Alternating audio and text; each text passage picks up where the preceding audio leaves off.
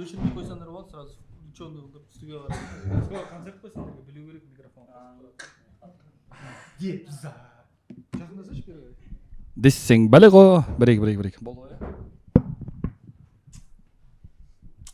Нешесі басталады? Қазан ба? Ноябрь болды ма все-таки? Әдемі ғой досым. Жақсы дата ғой.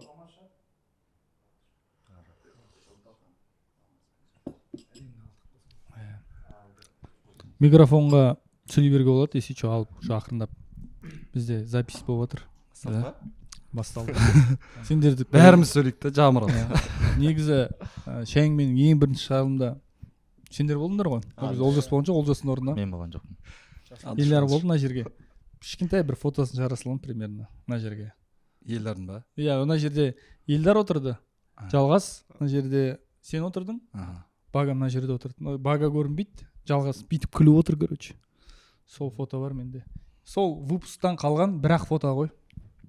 Қалған бәрі қайда сонда?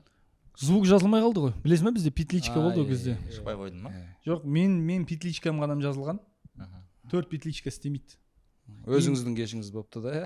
Жоқ, мен петличкам андай перегрузда тұр. Қатты тұратын бар ғой. Мен сөйлеген кезде үстінде енді проекттің ең басы ғой кезде Шәйіңмен. Просто удалить ете салғанмын мен. Соны халық баласы алу керек деп ойлаймын да қазір. Яғни біз бастап бергенбіз бұны, иә? Бірінші выпуск. Ең бірінші выпуск сендер болдыңдар. Сосын ана екінші выпуск уже реттелді. Елдар, Макс, Еркебұлан, кім болды? И Нұрмахан, иә? И Нұрмахан болды. Сол поэтому оралуларыңмен Оралуымызбен. иә, оралуларыңызбен күрсініп сөйлесең. Қайырлы күн. Ассалаумағалейкум, қазақша түсінетіндер. Ол жазылмайды, ол звук. Ана жерде көрермендер отыр, просто бізде тағы да. Бұл Шәйіңмен жобасы. Бүгін бізде қонақта көптен күткен ұлы той. Көрермендердің сұранысы дейтін қатты екен сендерге негізі. Әл шығарылымның астында бір 4 комментарий болады, Байгайс деп осы 4-еуіңіз. Байгайс жобасы. Бұйырсақ қарашаның 27-сі күні, қарашаның 27-сі күні Қазақстанның барлық кинотеатрларына Байгайс фильмі шығады. Фильм аты Байгайс па? Иә, Байгайс. Андай Байгайс жаңа оқиға дейтін ешқандай просто Байгайс. Соның өзі уже миллиард жинап тұр да. Атының өзі. Деп жатыр, сондай сыбыс бар. Естіп қалдық сондай. Бірінші күн жинап тастаған ба ше сондай. Ау? Болды. Жақын ба. Жаңағы шуткалардың бәрі пустой кетті ме сонда? Ауаға кетіп қалды ғой. Сондай сыбыс бар. Иә. Киноларын миллиард жинасын. Аумин. Қазақстандағы екінші жобасындар ғой деймін, который сериалдан киноға, жоқ, үшінші екен. Біріншісі миллион, Жиздухамен кино шығарды, сосын Патруль. Жоқ, YouTube сериал. Патруль дейтін ол телевизиялық сериал болды. Сіздің продюсер болғаныңыз «Пацанский история».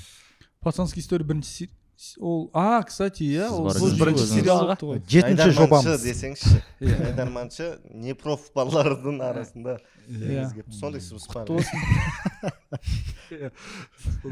Осы мен до конца отыратын сияқтысың ба? Сондай сыбыс бар ма? Бар.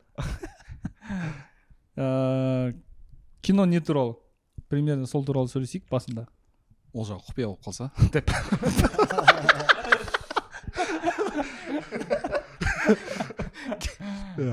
Киноны да шығармай қойсын. Құпия болып қалса. Ол кинода құпия болып қалсын. Кино не туралы? Жіберсеңдер болды, кстати.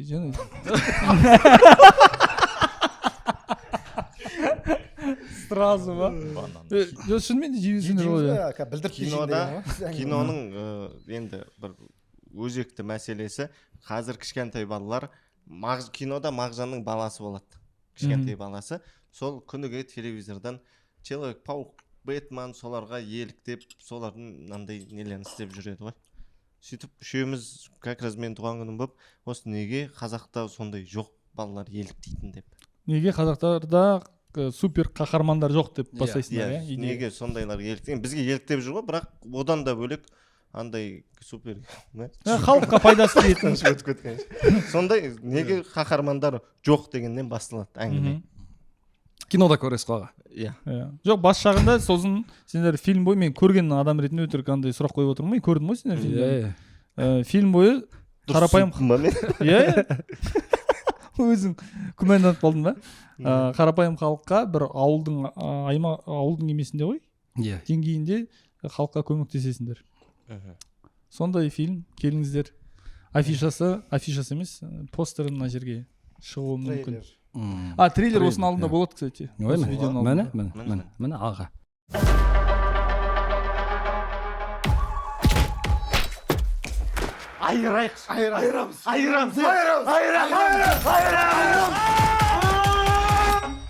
Шынымен де неге қазақтарда супергерой жоқ, Ой, бізден супергерой шықса, бір-екі жақсылық жасайды да, сонымен депутат болып кетеді.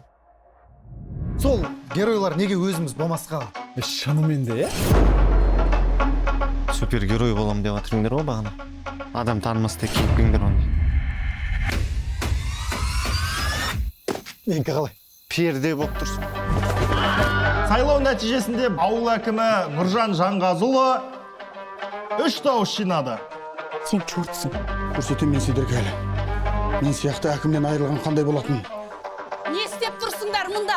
Менің малымды ұрлап кетті ғой, тапа-тал сізде. Сен берме қой ұрлап жүрген! Семес ата! Қой ұрланды дейді, қой ұрланды. Бірақтан енді қалтамаса болған жоқпын ғой мен. Таза жұмыс істейтін кез келді. Ұрыларды ұстауымыз керек.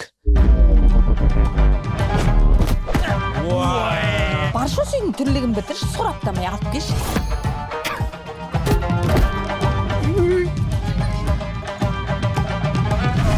Осы сендер кімсіңдер, а? Байгайсыз. Жақсы, ударларың әдемі. Бірақ сені конча емес екен. Сен не деп? Дар етіп тұрсың. Не туралы болып отқанын, значит, көрермендер уже примерно біліп тұр. Енді кішкентай балаларға қызық шығар деп ойлап тұрған. Неге? Үлкен кісілер ше? Үлкен кісілерге де қызық деген сөз бар.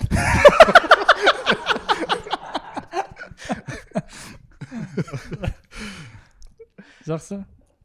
Жарайды анда. Еңбек деген баладан еңкейген қарияға дейін түсінетін сондай жеңіл фильм болады. Өте тамаша. Өздеріңе ұнады? Башестен. Өзімізге ұнады. Ең бастысы өзімізге ұнады. Күшті, бұйырса 27 қарашадан бастап барлықтарыңызды күтеміз. Рахмет. Мен бірақ та сендерден именно кино күткен кезде мен даже жалғасқа да айтатын. Сендердің енді сериалдарың Байгайстанға дейін жаңағы ютубқа шығаратын сериалдарын демей қояйын, видеоларың пародия болды ғой көбінесе. Әртүрлі танымал киноларға, сериалдарға пародия болды. Мен өзім лайк күттім. Наверное, Қазақстандағы танымал кинолардың общий бір сборнигін жасап, сонда ортақ бір пародия жасайсыңдар ма деп. Очень страшный кино сияқты бар ғой. Бүкіл ужастиктарға пародия болды, мен сондай күткем. Но ол екінші фильмға идея. Мына жақта миллиард жинағаннан кейін соның жартысын киноға қосыңдар. Ол өзіміздің ақшамыз болған жағдайда түсіруге болатын идея. Мынаны инвесторларға қорғау сияқты қиынырақ қой. Негізі ойлағанбыз оны. Мен ақша бөлмедім. Мен сенбедім историяларға. Инвестор дастарханда отыр ма? Шайыңмен жобасы тек Олжасқа түсіндіріп берейін. Басымыздан өткен оқиғалармен бөлісеміз. Болды ма? Иә, қызықты оқиғалармен. Біз Мағжан екеуміз бір 2 жыл бұрын ба, 3 жыл бұрын ба кәсіпкер боламыз деп шешкен кезіміз бар. Біз енді миллион просмотр жинап аттық та, соны ойлап қалдық қой енді. Біз не істесек те өтіп кетеді деп. Сонымен Мағжанның инициативасы бойынша екеуміз футболка сатайық деді. Мерч па? Мерч па? Футболкаға жазу жасап сатылу ма? Сөйтіп Мағжанның бір таныс қызы болды, Турцияда сондай кәсіппен айналысып жүретін. Екеуміз ортадан ақша шығардық та, әжептәуір ақша болды енді ол кезде. 20 миллиондай ма? Бересі. Жоқ, жақсы ақша болды. Сөйтіп 200 ба футболка алдырамыз, в общем. Қара мен ақ свет қана. И то качествосы мықты емес деп бөлінетіндер. Сөйтіп 200 футболка келді. Сосын неге бардық? Принтқа бардық. Принтқа барып, алдына суреттер жабыстырдық. Оны бартермен істеттік. Бартермен істеттік. Әдем суреттер жабыстырып, желкесіне баяғай істеп, жазу жазып, сөйттік дағына. Үшеуміз барып фотосессия жасадық жаңағы. Бә, мен ол есімде ғой. Мен сендерге ол кезде подписанмын. Көрдім ғой, мен сендер стористарыңа салдыңдар, байға істедіңдер, иә? Сол футболкалар ғой. Сөйтіп, фотосессия жасадық, Инстаграм аштық. Сөйтіп, комментарий, аламыз, күшті деді да. Сөйтіп, сатылымға шығардық 200 футболканы. Сөйтіп, бірінші күні бір қыз Инстаграмнан сатып алады жаңағы футболканы. Футболканың бағасы 9.000 теңге ма? 7.000 теңге ма? 9.000 еді. 9.000 ба? 500 теңге ма? Разницасы көп болсын. 9.000 теңгеге бір футболка сатылады. Оны біз Шығыс Қазақстанда Тарбағатайда бір қыз сатып алады да, поштадан беріп жіберіңдер дейді. Екеуміз барып поштадан беріп жібереміз жаңағы футболканы. Жұмысы көп. Екеуің жүрсіңдер ма? Екеуміз барып таксимен барып салдық қой. Жаңа 9.000 теңге шығып кетті. Енді уже елестетіп жүр қой енді. Так магазиніміз болады, осындай ғой. Кәсіпкер болып кете бересің ғой ойша. Содан кейін тоқтатып. Жұмысымыз жүрмей, бір футболка сатылды да. Қалған футболка тұр ғой. Ол жаймен андай туысқан сестрокаларға таратып тастаған. Кейде маған бір таныс брачкалары болатын, соның үстінен көріп қаламын. Маған үйіне қонып кеткен балалар. Осындай тема менде де болғанда бір тоже брачка Турцияда аяқ киім тасып жүрдік. Осыдан 3 жыл бұрын ба 2 жыл бұрын хит болды ғой. 2 жыл бұрын. Турциямен бәрі товар тасып кетті ғой. Аяқ киім, сумка, андай мындай. Сол жәңмен тоже сол жаңағы. Где-то каждый выпуск 250-300 жинап жатыр. Прям подряд кетіп қалды, короче. Мен үшін ол көп просмотр да. 5 выпуск, 6 выпуск қатарынан 300 мыңнан жинап сат. 250-300 мың. Сосын андай бір өзің YouTube шоу жасағаннан басқа YouTube шоуларды көресің да. И бір YouTube шоуда, короче, андай екен. Комментарийда активность көбейту үшін сыйлық сыйлайды екен да. Құрметті көрермендер, егер де үздік комментарий болса, ең көп лайк жинаған комментарийға біз мерч жібереміз дейді сол проекттің атынан. Қазақша емес, ол орысша проект қой. Сосын мен тұрамын да, әйеліме айтамын ғой. А че если мен шәйіңмен мерч бар футболка жасап, көрермендер арасында ойнатайын. Киіп алсам. Выпуск тура сол болады ғой. Мен типа сол мерчтің футболкасын өзім киіп отырам. Енді 1-2 рет көргеннен кейін көзге үйреніп қалады ғой. И мен көрермендердің арасында жаңағы ойнатам да, комментарийда активностьті көбейтіп отырам деген сөз. Жақсы идея дейді әйеліме дейді. Оған любой идея айтсаң жақсы идея ғой, по идее. Келісе береді ғой. И сосын жаңағы Турцияда жүрген, аяқ киім тасып жүрген брачка хабарласам, осындай идея келіп отыр, футболка деп. Как раз жаз басталып жатыр. Еще жаңағы бүкіл бизнесмендер бірдей ойлайды екенбіз ғой. 8-де. Әйеліме айтамын ғой. Короче, қазір жаз футболкалар беру керек. Күз болған кезде худилар заказ беремін деймін. Сөйтіп ақырындап шалбарларға, в общем, куртка.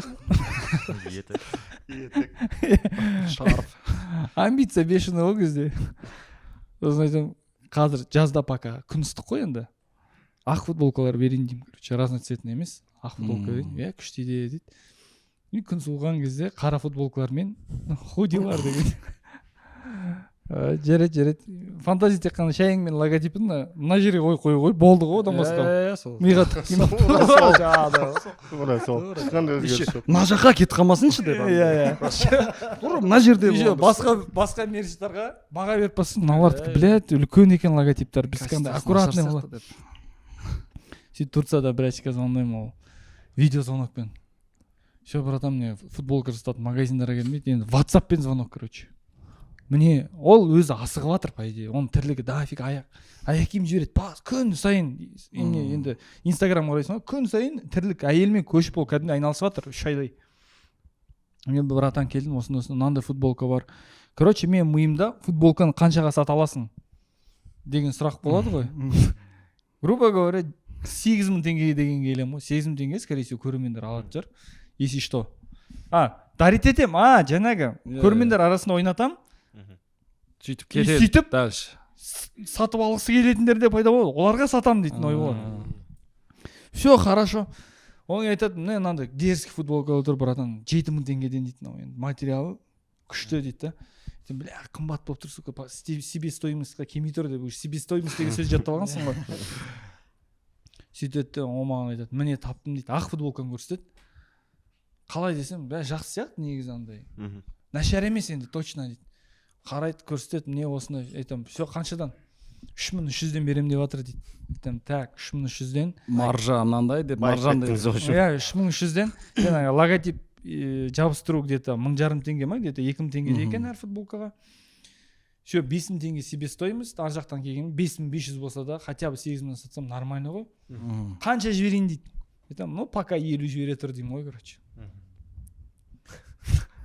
50 жаңағы қанша 3.000 теңгеден 150.000 теңге ма? Карго дейтін нәрсесі бар екен ғой. Қымбат қос ол, иә. Еба, ол где-то 70.000 теңгедей шығады. В общем, келгенше 250-ге шықты ғой жаңағы. Бір прикол, ана ақ футболка келеді, мен енді барахолкадан бір жерден каргодан алып келем, үйге барып тез ашқым келіп тұр ғой. Үйге барып ашып басам, короче, анау ақ емес қой. Көкшіл ғой, короче. Андай көгілдір оттенкі бар. Просто видеозвонокпен звондаңыз, ақ болып көрінеді екен. Ана көйлектің суреті сияқты ғой, қандай свет дейтін болшы. Иә. И анау больше көк. Аққа вообще келмейді. Еба, настроение жоқ, короче. Алмайтын асар деп жазылып тұрса. И одан кейін анан заказ беріңіз, мен айтатым да, бәрі Көресіз қосыңыз. футболкалардың көбі мынандай былай болып тұрса мойны Иә, нетіп қалады ғой. иә, иә. Айтамын, мынандай плотный болсыншы деп. Мойны плотный тұрады. Водолазка Мынау сияқты. сияқты міне. Әдемі көрінеді ғой осылар. Осылар. И сөйтсем ана футболка мына жері тар екен. Мына жері оверсайзда и қолтығы тарлау екен. Асты мынандай болса. Еба, анау оверсайз болғанда да, короче, оверсайз дейтін салбырап тұру керек қой. Ол просто міне плотно мына жерден келеді. Формасы да келмейді ғой, короче. Бәлә. Сол жаңағы футболкалар үйде әлі жатыр, сол пакетті. Өткенде кладовка. Сол футболканы осы жердегі деп ойнап жүрсің. Мен төбелестіресіз. Сапа жағынан ба? Жасалмаған, Жоқ, мен уже шығын 250 мың болып кеткеннен кейін, бля, тағы да еще анаған жасасаң бар ғой, брат, ананы сен мерч деп кимейсің ананы. Анау стройкаға киілетін футболкалар ғой негізі. Сөйтіп 2-3 ауылға жібердім, где-то бір 40 штугы ма әлі жатыр. Үйде киін десем, анау кимейді, қолтық қыса береді да былай. И мойны былай тар, короче. Қолтыңды егіп. Қолтығы кішкентай және мойны тар жігіттер болса, жазыңыздар. Менде бір мынандай оқиға болған, болды сонымен ба? Жоқ, айта бер. Короче, иә, мынандай болады. Қайда асып жатсың? Мен ол үйден бәріміз тұрғанбыз, жаңа жалғасып бар, мен Қарасай батыр, Байтұрсында бір квартирамыз болатын да біздің. Ол үйде кейін жалғастар кетіп қалды. Ол үйде бір Тони дейтін бала тұратын ше. Тони. Аты негізі Еркінбек оның. Иә. Типа Тони да, бірақ ол ше. Тони, сосын бір семейдің Нұрдәулет дейтін бір бала. Сосын бір қыз болды, короче. Мен бар, тұрамыз сол үйде ше, төртеуміз. Сөйтіп бір күні ана қыз хостес болып істейді да бір ресторанда. Админ ғой ол, иә, хостес деген ана күтіп алатын нелер болады, саған отырғызатын дейтін сияқты ше. Сөйтіп та Тони мен жаңа дұрыс танымайды ана баланы. Аттарын айта беруге бола ма? Айта беремін. Көре ме екен олар? Тони? Аты жүр родной. Тони мен жаңа Ердәулет екеуі дұрыс танымайды негізі. 1-2 күн болды да тұрып жатқандарына үйде. Ана Нұрдәулет жақында келген да. Нұрдәулет дедің ба? Кім дедің? Ердәулет. Сөйтеді да түнде жатырым көрсет. Түнгі бір ма, 2 ма болып қалды. Кім жүрген үйде? Ердәулет. И Тони звондаған кесейік, короче, таныстық қой. Күтіп алайын сені, қош келдің деген сияқты. Жаңа қыз жұмыс істейтін жерге, ресторанға барған. Ресторан ба, бірдеңе енді. Сөйткенде екеуі отырып ішкен ғой енді біраз. Алкоголь датқан. Сонымен түнде екілерде ма, екеуі келді, үй ана гүбір отыр да. Ана хост болып істейтініміз қайтып кеткен үйде жатыр да. Сөйтті андай. Жойын сен қарасаң, бірдеңе андай не то болып қалған ғой, короче, екеуі ішіп отырып ұрысып қалған ба, бірдеңе Сөзге келіп қалған ба? сөзге келіп қалған ба. Жоқ, енді сен маған енді 36 мың теңге ма сондай бересің ғой, енді екеуміз шығарып жатырмық қой деп Тони бірдеңе айтып жатыр да, короче. Тыңдап отырмын. Тони, қараны. Қара, иә? Қара дейді. Мен бардым ма? Бір пицца тұр дастарханда, оның жарысы желінген. Бір кола болды, ол кішкене шілген, сол 78 мың шықты ма? Екі кола болды ғой, Тони іші, короче. Сөйтеді, ана қызды таниды ғой деген. Екеуі келді ғой, короче, комнатаға кірді. Звондаш, біз бана сен істейтін жерге звонда деді ғой. Звондады. Громкийға қой деді. Қойды. Қанша шығыпты что жаңаларды айтшы нахуй деді. 17 мың теңге шыққан ғой, короче. Анау мас болып қалды деп анадан ақша албақшы болған ба енді, бірдеңесі бар ғой. Жегізіп жатыр ма? Жегізіп жатыр, короче. Сен бар ғой деді, Тони ұтылды ғой ана жерде уже, короче. Вариант жоқ басқа. Сен бар ғой. Мен сияқты кайфовать етіп жүре алмайсың. Саған айтып бірдеңе айту керек болды. Сондай оқиға тыңдап жатқам.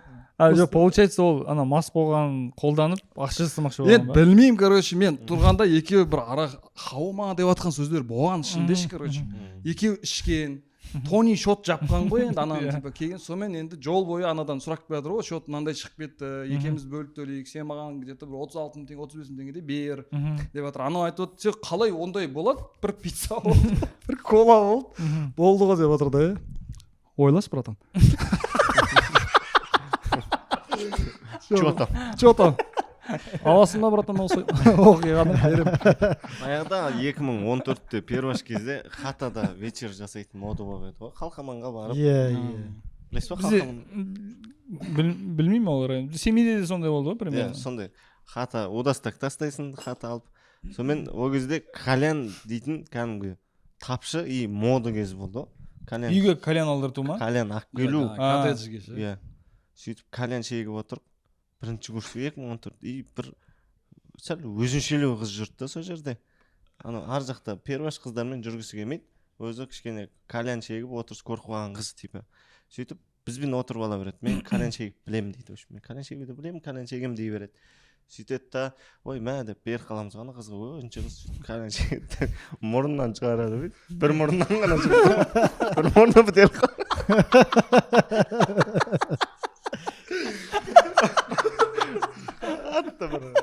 Ят болды.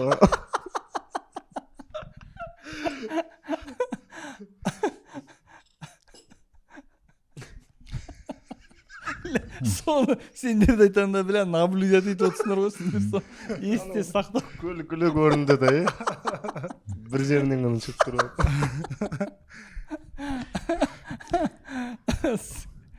Әкеммен оқиғамды айтып берейін, иә? Әкеммен оқиға қатты қызық емес, бірақ өте душевный. Мен бір 10 кальян шегіп отырамын. 10-шы класс оқитын кезім. Сол кез 7-ші класстан бастап күреске қатысып жүргем. Күреске қатысып, уже нормальный жетістіктерге жетіп қалғам. Сонымен үйдегілерге ол уже андай жағдайға жетіп қалды.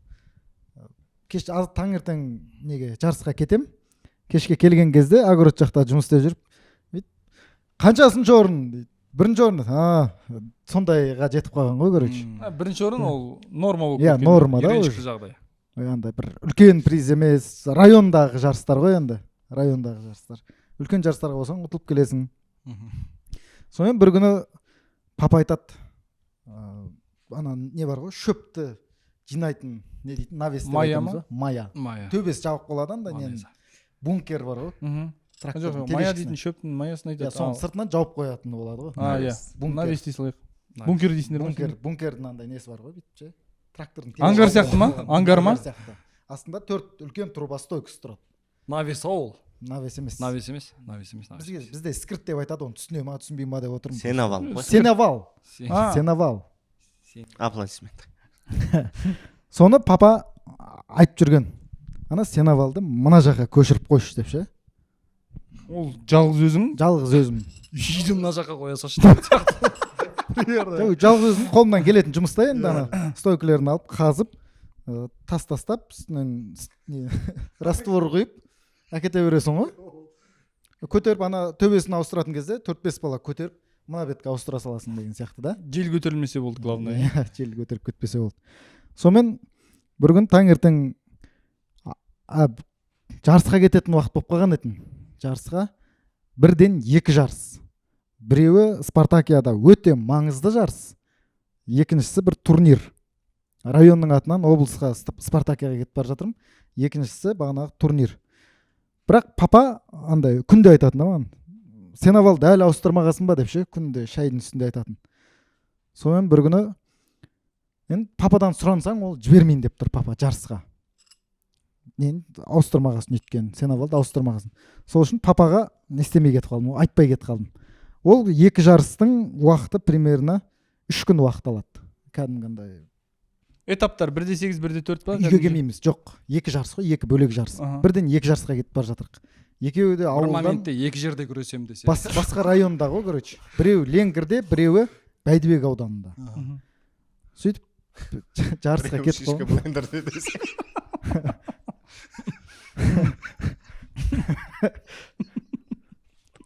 Сонымен жарысқа кетіп қалам. Сөйтіп кешке қарай уже жоқпын үйде, папа звондайды. Мамаға айтып кеткен, бірақ 2 жарысқа кетіп бара жатырмын деп.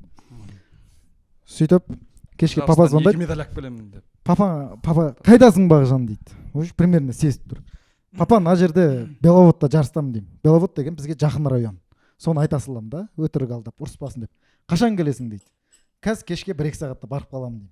Сен 3 күнге кетіп барасың. Иә, негізі мен уже алыс жолда кетіп бара жатырмын. 1-2 сағатта келіп қаламын дей салғам ғой. Сөйтіп, болды, кел, тезірек кел деді, короче. Күресеміз десе. Сөйтем да жарысқа кетіп қалам. Бағанағы Ленгірдегі жарысымның несіне салмағына түсіп өлшеніп қойғанбыз. Айтқың келіп отыр ғой. Өлшеніп қойғанбыз. Сөйтіп папа уже звондап боқтап тастады. Бірдеңе дейді. Енді қашан қайтасың дейді. Енді 2-ші жарыс бар деймін. Ой, бірдеңе деп, в общем, жаман айқайлап тастады. Боқтайтын болса. Бірдеңе деп боқтайды. Сөйтіп 2-ші жарысқа барам. Сөйтіп біріншісінен орын аламай қаламын, короче. 2-ші жарысқа барам, уже папа хабарласуды қойды ғой. Ана жақта мама ғана хабарласып отыр, қашан келесің. Уже ана жақта қандай қаһар күтіп тұрғанын біліп тұрмын да. 2-ші жарыстан 3-ші орын аламын да. Сөйтіп келген күні енді папа анда түсіндіру керек қой. Түсіндірейін десең, ауылда жарыс болып тұр ғой, короче. Ауылда жарыс, ол өте маңызды турнир да, жыл сайын дәстүрлі түрде өтеді. 10 жыл болып қалған, ол жерде ауылдың бүкіл кісінің көзінше сен көрсету керексің да ол жерде. Ана күресе алмай қапты ғой деген әңгімелер болады да. Ана 2 жарыстан да маңызды болып тұр. Қауесеттер кетуі мүмкін. Сөйтіп мамаға звондадым. Мама, папа үйде ма дедім. Сол күні еще таңертең келем, сол күн жарыс болады. Папа үйде ма деймін. Жоқ дейді. Мама менде тағы бір, не сен не істемейсің ба? Ауылдағы жарыс қой енді осындай деп. Киімдерін жинап, қайттан ауылдағы жарысқа кетіп қалам ғой. Сөйтіп ана жерде Үйге әлі барған жоқсың. Үйге барып, папа жоқ кезде кіріп шығып кетем ғой. Папа әлі ашуланып жүр, ананы тағы естіген, короче. Ана жарысқа кетті деген естіген. Сонымен жыл сайынғы бір финалға шығатын сопернигім бар еді мен. Уж бүкіл ауылдың кісілері, екеуміз ғана қатысатынбыз. Тренерлер сол екеуміздің жарысымызды, финалымызды күтеді ғой. Барса мен реал болып тұрсыңдар ма? 2 группаға лақтырады. Бірінші жыл мен ұтқам, 2-ші жыл ол ұтқан ғой. Енді 3-ші жыл болып тұр. Шешуші болып тұр ғой. Шешуші жыл. Екеуміз ұттық. Сонымен ол жігіт ол уақытта уже Шымкентте спорт школаға түсіп қойған. Уже тәжірибе өсіп кеткен, облыс тастаған, сондай болып тұр. Сөйтіп ауылға келіп күресіп атам. Күресіп атқан кезде уже ұтылып бара жатырмын. Ұзаққа созылып кетті. Анадан бірден бітпейтін де, екеуміздің күресіміз кәдімгі 3 периодпен бітетін. Күресіп атырмын, бірақ іште анау неде уайым болып. Очкомен ұтылып атсың ба? Очкомен ұтылып атырмын, бірақ ішіңде андай бар ғой. Орын алсаң да сен папаңнан ұрыс еститін біліп тұрмын да, көреш. Ол қатты маңызды емес. Ұтылсаң да ма? Иә, ұтсам да пападан ұрыс еститін деп тұрмын. Сол қатты маңызды болып тұр. Сөйтіп күресі ұтылып атқан кезде кинодағы сияқты дауыс шықты, көреш. Бағжан, балам!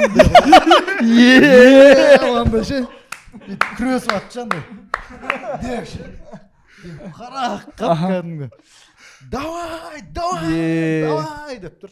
Ауылдың кісілерінің бәрі папаның жанында тұрып алған, папаны бүйтіп андай құшақтап алған, тренерлердің бәрі уж Бақжан деп тұр. Папа да эмоцияға беріліп кеткен. Ноксукау. Сол уақытта кәдімгі ананы ұтамайтын белгіледі негізі, мықты болып кеткен жігіт етін. Сол кезде жақсы бір приемға келіп қалады да, алдыма жалп етіп түседі да, соны ұтып кетемін ғой. Папа келіп матрастан көтеріп алып, бүйтіп андай осылай қайттық папа екеуміз. Былтыр күресінде, по-моему, сенде мына жерінен қаша кетіп қалды ғой деймін дегенше андай. Сондай сәт болған. Happy end екен. Мынау кайф екен, брат. Күшті история екен. Рахмет. Папа денем тітіркеніп кетті жаңағы жерде. Балам деген. Жоқ, күшті екен. Күшті екен ол. Ұзақ күтуге тұрарлық екен бұл. Осыған бір кино ма бірдеңе түсіріп алса? Аға деші. Инвестор не отыр? Мынауыңды ойлануға болады. Менде мынандай бір оқиға болды. Жақында болды да ол. Жақында дегенде бір жарты жыл шығар где-то. Әйеліммен үй жақта бір шашлычный бар да. Далада істейтін болады андай бір даланікі пивнушка ғой енді. Сол екеуміз отырып заказ беріп тамақ ішіп жан жағымызға мән беріп отқан жоқпыз. Мына жерде бір 40-45 жасар жігіт қой где-то 40 шығар. Жанында бір томпақтау бір тоже өзімен қатар бір әйел кісі отыр да. Жігіт жас, әйел жас. Жоқ, екеуі қатарлас, бірақ анау жігіт кішкене томпақтау ма? Жоқ, жігіт андай кішкене костюм шалбар киіп алған да, костюм шалбар киіп кішкене более дайындалып келген. Иә, дайындалып келген ана кісі сөйтеді да андай. Ана жаңағы сен айтып тұрған пивнушка дейтін мен пластиковый орындық, пластиковый стол. Иә. Сондай пивнушка. Иә, дәл сондай. Балтика дейтін орын. Иә. Сондай жер ғой. Ана жігіт костюммен келіп отыр. Иә, енді шілей галстук тағылмаған, бірақ бір классический киініп. Бірақ енді әйеліңмен сөйлесіп отырғаннан кейін әңгіме бітеді ғой сәл. Иә. Уже мына жақтың әңгімелері қызық болып бастады. Жақын ғой енді, мынандай жерде отыр да. Жақын орналасқан да. Құлақты көрші столға тастадым. Иә, тастайсың ғой. Сөйтті да ана жігіт сәл уже сөйлескісі келмей бастап жатыр да. Енді екеуі интернетте танысқан ба, бірдеңе ғой. Бірінші рет кездесіп жатыр ма? Ұзақ отырғандай болды. Сөйтті да бір кезде жігіт телефонмен мен қазір 1 минут сөйлесем деп далаға шықты. Әдемі ғой. Шықты да далаға шығып кетті да. Біз ұмытып кеттік, короче. Дальше сөйлесіп бірдеңе деп отыр ек. Жаймен бір жоқ қой жаңа жігіт ше. Ана әйелге счетты әкеліп беріп сағат 11-дің кезі где-то 12-де жабылады да ана жер. Счетты әкеліп берді. Ана әйел бастады ғой, короче, андай. Молечка, привет деп ше. Счет жаппай кетіп қалды да енді. Бә, не болады? Тарелочник. Ассалаумалейкум. Не істейді екен деген қызық болып жатыр ғой. Бір жағынан жаның ашып кетеді да енді, ана оңай болып отқан жоқ ана кісіге ше. Сөйтті да қазір мен деп уборныйға кіріп кетті ішке. Сөйтті да официантқа айтты, мен счет бере салшы, мен жаба салайын деп. Әйел өзінше де бүйтіп қалайын деп ше. Жоқ енді ана состояниеден вообще шыға алмай тұр да енді ана кісі. Сөйттім да 24 мың ба, где 25 мың ба, сондай. Счет жауып тастап, все кеттік тұрамыз ба деп екеуміз тұрып, андай өзім іштей күшті болып келе жатырмын ғой енді. Шығып сәл жүргеннен ана әйел арттан жүгіріп шықты ғой, короче. Кешіріңіз деп сұраған ғой енді. Иә, не болып қалды? Каспий номеріңізді айтасыз ба деді. Жоқ, керек емес дедім да енді. Жоқ, айтыңызшы бірдеңе деді. Айттым, все, рахмет деді. Типа кетіп қалды. Иә, кетіп қалды. Мен енді аударып жүрсе де риза болып тұрмын негізінде ше. Сәлден кейін Жәмила деген номерден 4000 теңге түсіп тұр. Алла разы болсын деп жауап жүрген астында. Осындай оқиға болған. Нормально ма? Бола ма? Күшті ғой. Ұнады өзіме. Болады былай. Душевно. Ана жігіт сол бойы келмеді. Анау келген жоқ, сол бойы келген жоқ. Короче, сондай жігіттерден абайлаңыздар. Лақтырып кету ғой әңгіме. Лақтырып кетті. Жоқ, мен түсінемін да, егер андай бір жасырақ кішкене андай бүйтіп алып ұшып эйфория болып тұрған балалар болса. Счет төлеу дегенде мен қандай есіме түсіп кетті. Сізбен енді андай аға іні болып араласып жүрік, есіңізде жоқ шығар. 2018 ба, 17 ма оқу бітіріп андай период болады ғой, не жұмыс жоқ, не оқу жоқ, екі ортада тұрып қалатын ше. Ондай болмаған ба сізде? Брат, мен ол 6 жылға созылған. Тағап па? Сөйтіп сізбен араласып жүрік та, енден ше, сіз кәдімгідей іні қылып тартып, сәлемде жұмыс істеп бастадыңыз ғой. Сөйтіп мен күнде барам, сонымен кейде обед әпересіз, рахмет аға деп сол үшін рахмет әңгіме аяқталса ма? обед әпересіз сөйтіп жүрдім да, сонымен бір күн сіз как раз өзіңіз жалғыз тұратын едіңіз ол кезде. Кешкісін серуендейік деп айтып жүрдіңіз де өзіңіз. Серуен дегенде жүріп әңгіме айтайық деп. Сөйттім да, опасно. мен дайындалып шықтым өзің. Онда ағашқалар Сөйттім да, осы кісіні бір тамаққа шақырайыншы дедім да. Сіз ше, Арбат жақта бір кафеге просто ужин ішейік деп.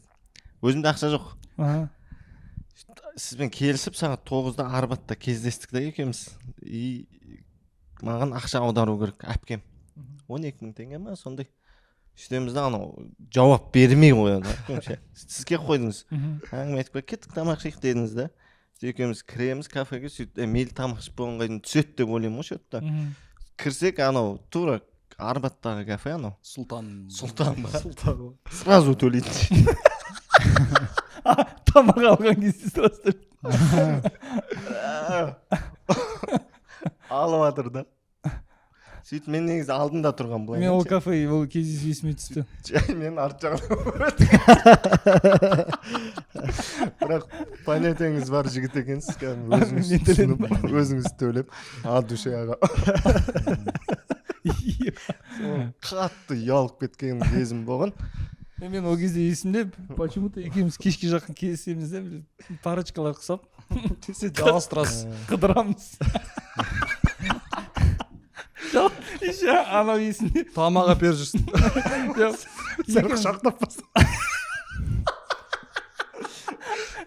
Анау есімде тамақ шағанызда бір прогулка жасаймыз, и именно бір кеш, даже түн есімде да, ұзақ әңгімелесіп кеттік. Дәнеге үйге бармайды, сол кезде білмеймін. Даже үйге шақырсам да бір түрлі ғой, по идее. Ана Байтұрсынова төле биде остановка бар. Атума сол жерде или политех по жерде тұрады. Атуға напротив бір остановка бар. Екеуміз сол жерде отырып, бір тағы да 2 сағат әңгімелестік қой, короче. И мен әңгімеміз қызық болып отыр, бірақ орындық остановка орындықты білесің, спинкс жоқ, короче. Белім ауырып кеткен, короче. Жалғыз смело отырды. Мен тол тұрам, тол қайтадан отырам, ыңғайын келтіре алмайды, белі ауырып отыр, аяқталып отыр. Бірақ әңгімеміз қатты қызық болып отыр, сол есімде. Именно сол түн есімде. Естен кетпес дейді. Қанша шығып еді сол кезде? Счет мен есімде жоқ. Каспийді айтып жіберіңізші. Деп алла разы болсын 4 теңге жібердім. Жамиладан түсіп тұрса. Жамила. Осындай болған екен. Күшті ғой. Бізде ана емеде жаңағы пивнушка дегеннен официант болып жұмысқа орналасам, бір 9 класста білмеймін енді, бір шабыт 9 класс бітірген кезде бір шабыт оянады ғой менде. Мен отбасыма көмектесу керекпін дейтін бар ғой. Жұмыс істеу керек, қолымнан не келеді деген кезде. Мен бірден ойыңа келетін нәрсе ол официант қой. Сөйтіп семейде Амир дейтін кафе болатын. Сол жаңағы пивнушка ғой басынан. Панель төлейміз деп кетіп қалатын сияқты. Панель төлейміз. Соған барамыз. Мен бірінші подъезде тұрамын, екінші подъезде мен досым тұрады. Соклассникім еще бір партада отырамыз. Ол да айтады ғой, мен де жұмыс істегім келеді. Мен айтамын, сол ана емеге барайық, Амирға барайық. Ол аты ауысып кетті қазір. Сөйтіп барып, администратор Дамир деп ауысып кетті. Бірақ әріп қосса. Басқаша рейтпен еще. Сіздің администратормен сөйлесеміз, администратор айтады, әрине бізге как раз жаздың басталған кезде официанттар көп керек дейді да. Пивнушкада поток көп қой. Таңертең сағат 9-да келе беріңдер дейді, короче. Все хорошо, формаларың ақ көйлек, қара шалбар, любой бастаған квенщиктердің формасы ғой, короче. Енді бастаған квенщиктердің формасы. Ақ көйлек, қара шалбар дейді. И туфли, хорошо. Мен енді өмірімдегі бірінші рет жұмысқа орналасып отырмын ғой. Официант деген кезде мен кинодағы официанттарға тойып алғам ғой. Андай. Четко жүреді. Ұстайтын бар ғой. Қолын артқа. Иә, артқа бір қолын без прикол, сол қолын беліне қойып алып, бір қолмен былай поднос ұстайтын бар ғой. Шабыт дейтін бешен андай энергетика бар ғой, ертең тезірек таң атса екен жұмысқа кірсем ақша тауып бастасам екен дейтін бар ғой. Үйге келем де в общем поднос алам, поднос алып үстіне 4 кесе ма кружка қойып бүйтіп өзімше репетировать етем ғой. Үйде ешкім жоқ ол кезде, дайындалам. Мен сөйтіп жүретін официантпын деп тұрмын ғой. Орналасып жатқан жерім пивнушка екенін миымда жоқ, короче. Ол жерде тек кружка тасиды екенсің, оказывается, бүйтіп. Қолыңа 4 кружка сыйса болды, короче. Анда-санда бір шашлык шығарып қоясың. Сол еді, иә. И чечилдар ғой, короче. Креветки берсе сәл андай. Үйде репетировать етем ғой, типа, бүйтіп басында алақанға бүйтіп қоямын, айтамын, бля, алақан бля, не эстетично бүйтіп ұстайды ғой негізі, 3 саусақпен дейтін. Типа 3 саусақ бір саусақпен жүріп үйреніп алса. Менің ойымша, типа, ең профилар бүйтіп ұстайды деп. Сөйтіп бүйтіп ұстап репетировать етемін. Кухнядан залға барамын, залдан қайтадан кухняға қайтамын, бүйтіп көремін. И бә, короче, кружка тұр ғой. Қолынан тай кетеді де, короче. Үйде 4 кружканы және кесені сындырамын ғой. Үйде бары жоғы өзі бір 7 кружка бар еді. Кесе болды. Сонда кеше. Кешке жақын үйге келіп, хай, вай ғой. Сөйтіп қадалған мен. Бірақ таңертеңде бардық. Бір күн жұмыс істедік, стажировка. И ана согласен обедте тұрады. Маған жоқ дейді. Қайтып кете салады. Мен сол жақта жүріп, кәдімгі карьера жасадым ғой, официанттың карьерасын. Қай уровеньге бардыңыз? Мен Семейдегі ең қымбат ресторанда істедім, сосын официант болып. Типа повышение деген сияқты. Дархан, ты с нами деді ма? Дархан, ты с нами. Менде тоже официант туралы история болған. Карьера сол ғой еді. Бір минут. Багама? Не. Официант болып бастадым, Алматыға оқуға түсіп, жұмыс істеп жүрмін, банкет берді. Бір 15 адамдық банкет. Соңында счет жабатын болды. Счет жабатын кісі туған күннің иесі сол банкеттің. Мас болып қалады, барлығы қайтып кетеді достарының. Счет жабайын деді. 2016 жыл 20 мың теңге купюраны енді шыққан кезі ғой. Қолданысқа енді беріп төлеп жатыр. Мен қарап тұрмын, счет бір 450 мыңдай ма шығып тұр. Не ресторан ол? Алкоголь көп болды да өткен. Қымбат ресторан негізі, премиум класстағы, осы Алматыдағы. Содан счет жауып жатыр, барлығы 20 мың теңгелік. Қарап тұрмын, артығымен тастап жатыр да, 450 мыңнан асып кетті ана. Маған қалдырайын деп жатыр ма деген ой кетті. Тұрады да, бауырым жетпейді мына жерде дейді.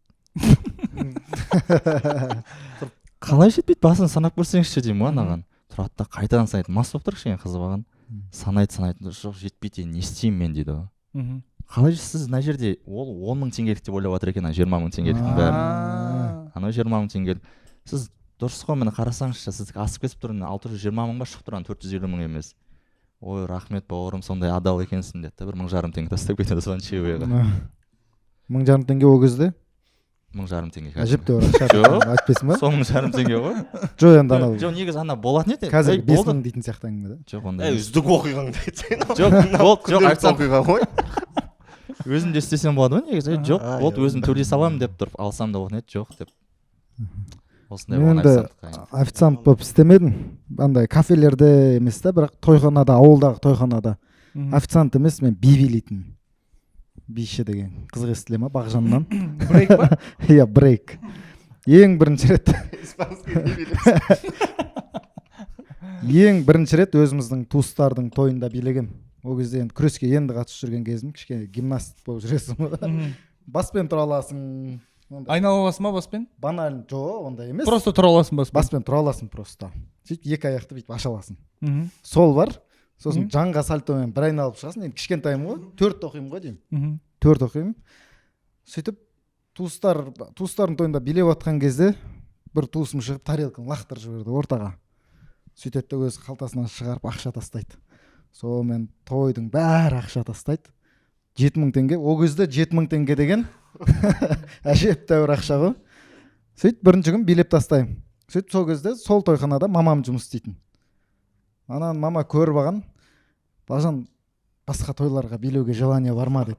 Мен тамадамен сөйлесейін. Резко продюсер болып кетті. Продюсер болып кетті ғой. И сол жерде сөйтіп бопты, билеймін дедім. Сөйтіп тағы бір-екі нәрселерін үйреніп алғам. Бағана бақа сияқты тұратын болады ғой. Иә. Сол үйде де иә сол үйдегілерді гимнастикасы зақты істей аламыз иә үйдегілерді өнер қылып шығарып жүрмін ғой енді сонымен тойларда билеп жүрген бір той билеп тастадым сен сонда шыққан жалғыз билейсің ба жалғыз өзім қырынан айналдың баспен тұрдың алдыға сальто бар сосын ана күресте мостик істеп бүйтіп айналатын бар ғой матраста разминка ғой ол иә енді ол өнер ғой біреу үшін ана көп адам істей алмаса ол өнер ғой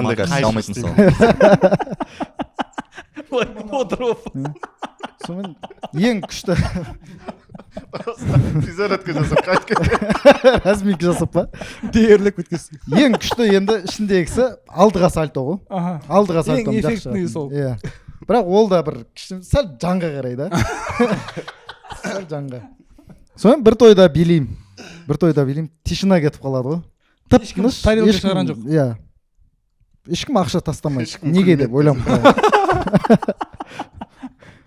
сонымен келесі тойда түсіндік та уже алдыңғы тойда не үшін өйткені тарелка шығаратын адам болмады деген сонымен тойдың ана не жағынан кухня жағынан бір кісі мамаға айтып қойған келеді қызметкер тойдың ортасына келеді тарелка қойып жібереді ғой сөйтіп бір адамдар ауылдағы танитын адамдар ауылдың тойы ғой по-любому кім баласы емес па деп ақша тастайтын да сөйтіп бір күні бір 4-5 па тойға шығып тастағанмын сөйтіп уж жаймен андай кәсіп сияқты болып бара жатыр да мама шығар кезде бағжан бүгін мынаншада келесің деп ше сөйтіп аяқ киімді мен өте нашар киетінмін ше сентябрьде алған аяқ киім уже октябрьде быт шыт шығып кететін сондай болатын бір күні бір кроссовкамен билеп жатқанмын сөйтіп бір кезде сальто тастап келе жатқан кезде бүйтіп аспанға алдыға тастайтын кезде аспанда бүйтіп аяқ ұшады ғой сол кезде аспанға көтерген кезде табан былайынан ашылады ғой крокодил мына жерге дейін ашылады да түскен кезде ана үстіне ше ауылдағы балдардың бәрі енді тойдағы ауылдың балдары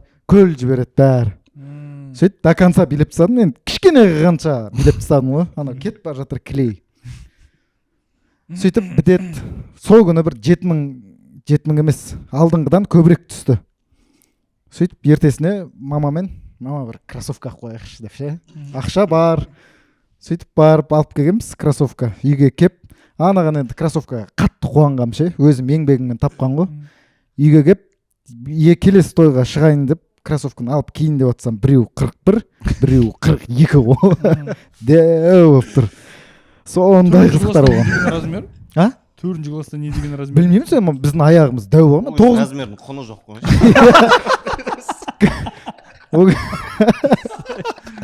мен мысалы 9-ші классында папамның туфлиін кигенмін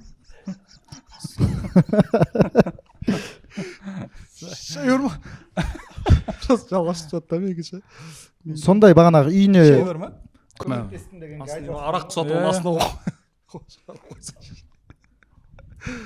бола беретін шығар шай әңгіме ғой шай әңгіме ғой шайды істеп шай ішіп отқан жоқпын қазір бітсе сразу ыстығын әкелеміз ғой нормально братан от души бар ма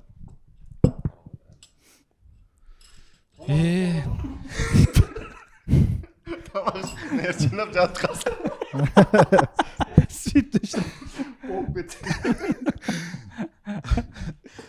сөйтіп одан кейін бір тойға шығып клейге жұмыс істегенмін клей алып соны клейлеп деп ше бір сальто істеп қайтып кете бересің міндет па ана планды орындағаннан кейін или ше тарелка қойып 1000 теңге түскен кезде алып кетіп тойға шыққан кезде енді той бизнесте сендер шыққан жоқсыңдар иә тойға выступать етіп біз КВМ көп шығатынбыз да и короче тойдың сезонда неше түрлі андай өнерпаздар шығады ғой брейкерлармен сен пересекаться етесің по-любому өйткені мына тойға кіресің тамада айтасың братан той иесі қайсы деп той иесімен сөйлесесің егер де КВН керек десе все тамадаға айтады 4-ші тосттан кейін КВНщиктер деп и сол кезде брейкерлар допустим брейкерлар билеп шығып бара жатады сен кіріп бара жатасың сондайлардың ішінде короче андай Қайрат Нұртастың емелері пайда болды ғой короче франшизалары ма иә и Қайрат Нұртастың жаңағы двойниктары ғой енді двойник бір баласы болып шығады бір бала шығып жүретін андай киімі енді просто қызыл пиджак и жай шалбар короче туфлимен уже енді бір ай тойға шыққаннан кейін по-любому кездесің ғой ана уже жағдай жақсарғаны көрінеді де короче уже жылтыр костюм киіп алған туфли жылтырап тұр уже парик емес шашын өсіріп бастаған короче. Сосын енді той біткеннен келесі жылға қарасақ ол бала псай болып жүр ғой короче. Тура сол Тура сол. Короче, пародиялардың бәрін жасап шықты ғой. Верка Сердючка болып та шықты. Сол чисто пародияның темаларына кіріп алған ғой. Одан кейін ана біздің балалар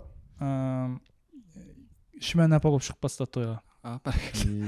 Әзіл әлемінде білесіңдер ғой. Шиман апа КВНщиктер, короче, енді более юморға жақын ғой. Бүгінгі тойға Шиман апа келіпті дейді, короче, олар шығады да. Енді выступать етеді. Қалада 2-ақ Шиман апа болатын негізі. Бля.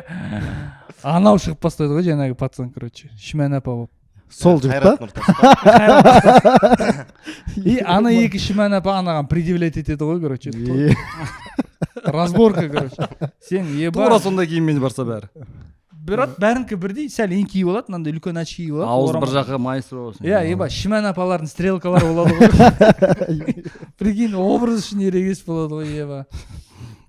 Қазір Темірлан Анарбеков болып шығып жүрсе сол бала. Вратарь болып па? Андай Қайрат Нұртас дегеннен шығады да. Бізде, мен Жаркенттікімін ғой енді, бізге Талдықорғаннан әнші андай не келетінше, топ, типа концерт беріп кететіндер болады ғой, біз бір 2-3 теңгеден деген сияқты. Танымал емес адам. Танымал емес вообще. Сөйтеді да бір қыз болды. Есімде 3 бала, натуре жаңағанда ғой. Үшеуі де Қайрат Нұртас сияқты балалар ғой. Ол кезде бірақ олардың сразу жылтыр костюмдары бар, типа бүйтіп. Олардың андай сәл теппей баратса, әндер уже кірмей баратса, артынан продюсері шығаттан ұйымдастырып жүрген кезде. Артынан типа овация ұстатып береді да, ананы өлтірмеңдер деген сияқты. Сөйтіп олардың бір мынандай фишкасы болатын, типа өшіріп тастайды. Типа ән болып жатқанда өшіріп тастайды да, ары қарай бара алмадым деп өзінің дауысын айтып тастайды да, короче, типа андай, что біз живоймен айтып жатырық деген сияқты. Сөйтіп біз олардың бір концертінде уже мысалға бір жылда 2 рет келді. Келесі жыл болып жатыр ғой, білеміз да енді аналарды. Программасын білеміз. Олар кәдімгі билет сатып концерт жасайды ма? Қайрат Нұртастың репертуарымен. Иә, үшеуі де Қайраттың 3 түрлі әнімен, үшеуі де соның образымен ғой, короче. Үшеуі қатарынан шыға ма или бір-бірден? Кезек-кезек шығады да. Сөйтеді да аны типа ана өшіріп тастайтын кез болды бізде, ана актовый залдың ішінде болатын. Сөйтеді да класстағы бір бала ана полный щитті өшіргізіп тастайды, короче. Свет ма? Жаңағы полный аппаратты жалпы өшіп қалады. Жаңағы бара алма бір уже жай қиналып бастайды. Живой айтып тұр. Иә, сондай болған просто. Қайрат Нұртас деген есіме түсіп кетті аға. Ол бола бере ма бұл история өзі? Бәрі бола береді. Күлкі болу не обязательно шығар негізі. Қызық болып тұр ғой. Желательно ғой, но сендерге бола береді сияқты. Тойханаға біреу айта салайын енді. Содан кейін шығамыз тойханадан. Біздің ауылда бір жігіт болатын 96 жылғы. Ол жігітте күреске қатысатын. Ол өзі андай шустрый жігіт емес, көп сөйлемейді, бірақ ұялмайтын жігіт еді. Сол кешкісін бағанағы үй жақтағы тойхана ғой, Ғалымжан деген тойхана. Соған любой тойға кіріп, пакет ұстап, тойға қатысып, любой бір неге отырасылады, бос орынға қонақ болып отырасылады да. Сол жерде тойға қатысып, тойды көріп, соңынан кәдімгі өзіне заттар алып, пакетмен үйіне алып кетеді. Кәдімгі 2-3 күн арасы 2-3 күн тойлар болады ғой, соған үзбей барып кіріп жүре береді. Сөйтіп продукт жасайды. Сондай үйіне алып кетеді. Күшті? Сондай сыбыстар бар. Бар ма ондай сыбыстар? Болмаған ма ондай сыбыстар? Бізде кәдімгі жағдай бар адамдар келетін тамақ ішіп. Біз жақсы тұрдық деп. Бізде бір рет мынандай оқиға болды. Үшеумізде ғой. Шымкентке бір магазин, киім магазинінің ашылуына шақырады бізді. 3 жыл бұрын қостан 600 000 теңгеге ма. Сөйтіп олар ерлер магазин, киім магазин 600 000 теңгеге барамыз, 100 000 теңге предоплата қоямыз, 500 000 теңгесі қалды соответственно. Сөйтіп Шымкентке барамыз, ол балалар күтіп алады обедте, тамақ береді, күшті қылып. Ет болды детальға көшіп кетсең. Сөйтіп енді анау жігіт қатты не күтіп тұр бізден ше. Сендер не істеу керексің ол открытиеда? Анау просто құлтанып қалған ғой. Құлтанып қалған ғой. Жоқ, ашылу ғой. Ашылуға сендер бардыңдар, сендер жүргізесіңдер. Жүргіземіз. Сөйтіп айтсайшы. Шоу программа істейміз, Бағжан Шиман апа болып шығады. Брейкданс билейді. Сөйтіп сондай шоу істеуіміз керек қой енді. сосын анау айтады примерно қанша адам келеді дейді. Сосын біз айтамыз біз ашып жүрген магазиндерге где-то 100 шақты адамдар келеді. Шақырту халықты жинау сендердің мойындарыңда. Негізі Сендердің аудиторияларың ба? Біздің мойында емес. ашылуды жүргізіп беріңіздер деген. иә. Сосын Енді на всякий историяларға- случай сторис сала салыңыздаршы деді да енді кеп атса деген сияқты. История салдық енді. Біз Шымкенттеміз, кешкісін осындай бағалы сыйлықтар болады. Тефаль, не деп ше. Шынымен де ойнататын заттар бар деп. Сөйтіп кешкісін 6-да бардық жаңағы жерге. Магазин ашылуына бардық. Сағат кешкі 6, бірақ Шымкентте күн жанып тұр ғой. И бір 5 жігіт та жүрді сол жерде. О, міне кебатыр ғой десек, ол өздерінің балалары екен да. Жаңағы магазин ашып жатқан 5 бала ма өздері сондай. Жас жігіттер ғой. Сөйтіп адам жоқ, сағат 7 болды, 8 болды. 3 бала келеді ғой бізден ше.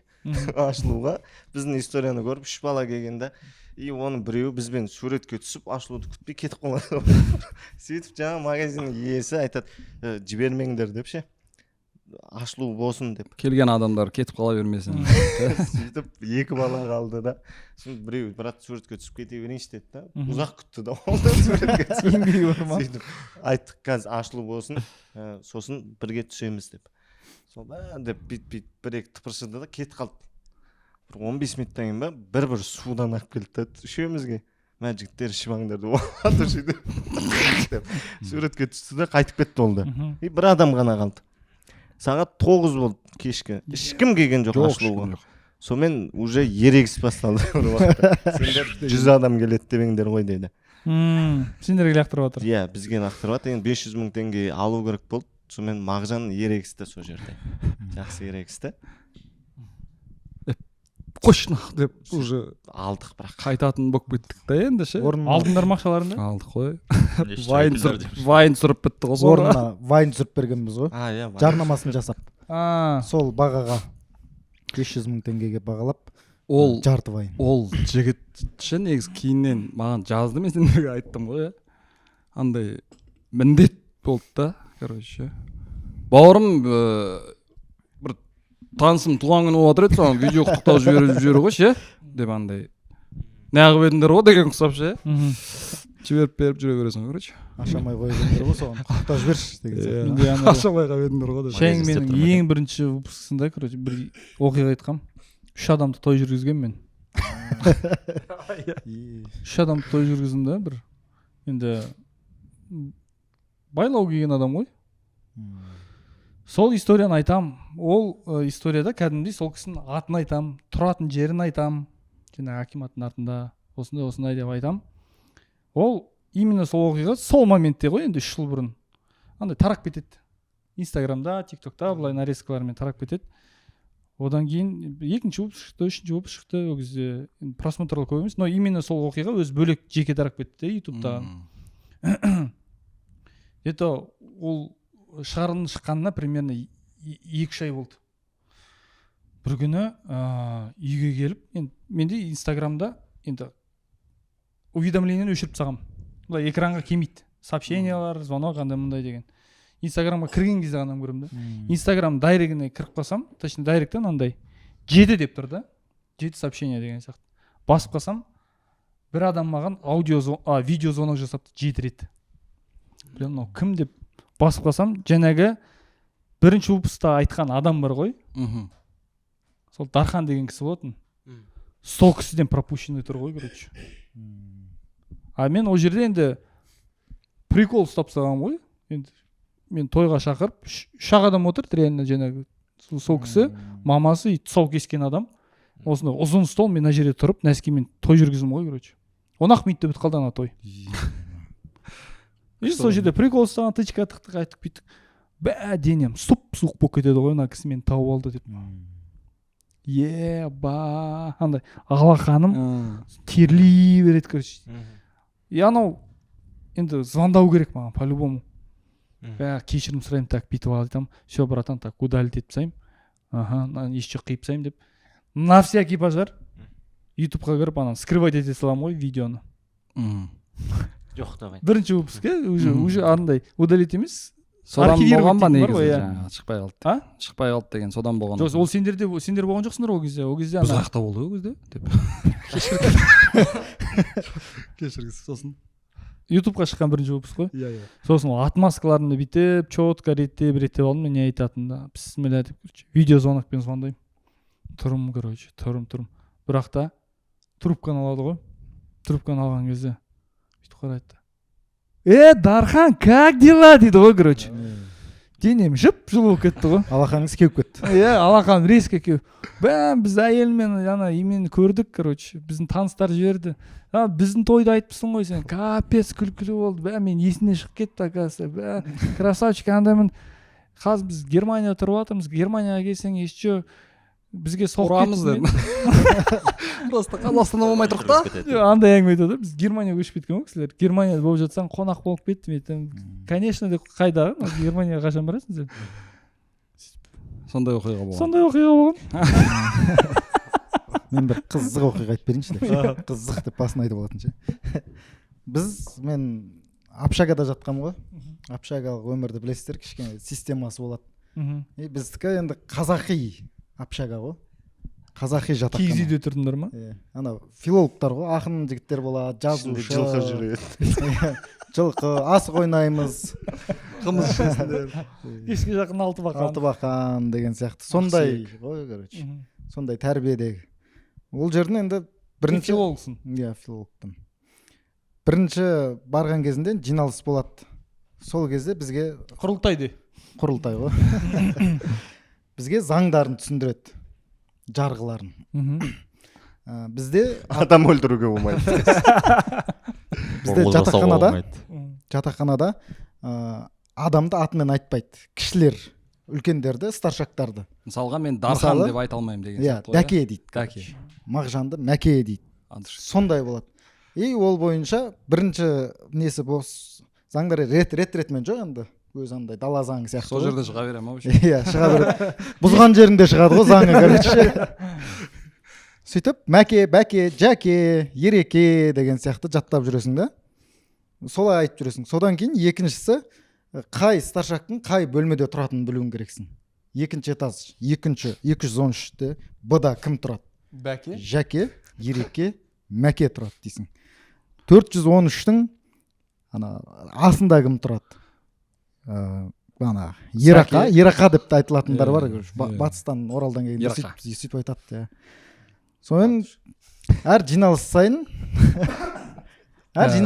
бір минут бірақ сұрақ ше ол мысалға жаттатып жүрген адамдар өздері біле ма негізі ана ерақалардың қай жақта тұратынын деген сияқты бұл жерде конечно біледі иә конечно болды бәрі біледі сол бізге де үйрету мақсатында ғой анау оны жаттату мақсаты бөлмелерін жаттаймыз ғой сол кезде барып әңгіме айтыңдар ақыл сұраңдар ағаларыңа барып ол сен барған кезде ол шай қою керек шай қояды сен бірінші курс болып барсаң ол сен шай қойып мынандай болған мынандай қызықтар болған қымыз сапырып отырады біздің андай ағаларымыз бар деген сияқты сөйтіп жалғап отырады да сондай сөйтіп жиналыста бас жағында енді 1-2 ай сол ат жаттаумен өтеді ғой жиналыста тұрасың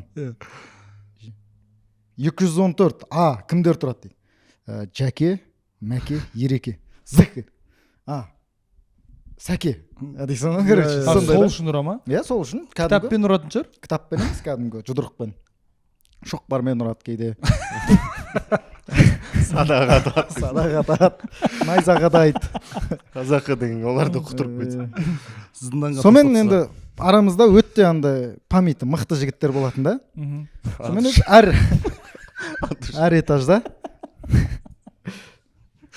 әр этажда көп емес енді жігіттер ше әр этажда бір ары кетсе 3 комната ғана болады 3 комнатаның асы мен б-сы соны ғана жаттау керексің 9 этаж 18-20 комната ғой примерно соны жаттап бір күні сұрап жатыр короче келе жатыр кім тұрады мәке жәке сәке тұрады по-любому шатасасың одан ше бәрінен шатасасың бір күн бір жігіт вообще шатаспайды ғой ереке сәке мәке тұрады одан кейін андай айналдырып қоятын сұрақтар болады да жұмеке қай жерде тұрады деген кезде ол кезде 911 б деп айтасың да сөйтіп шатастырып келеді да $703 быда кім тұрады десең, Гүлеке дейді да.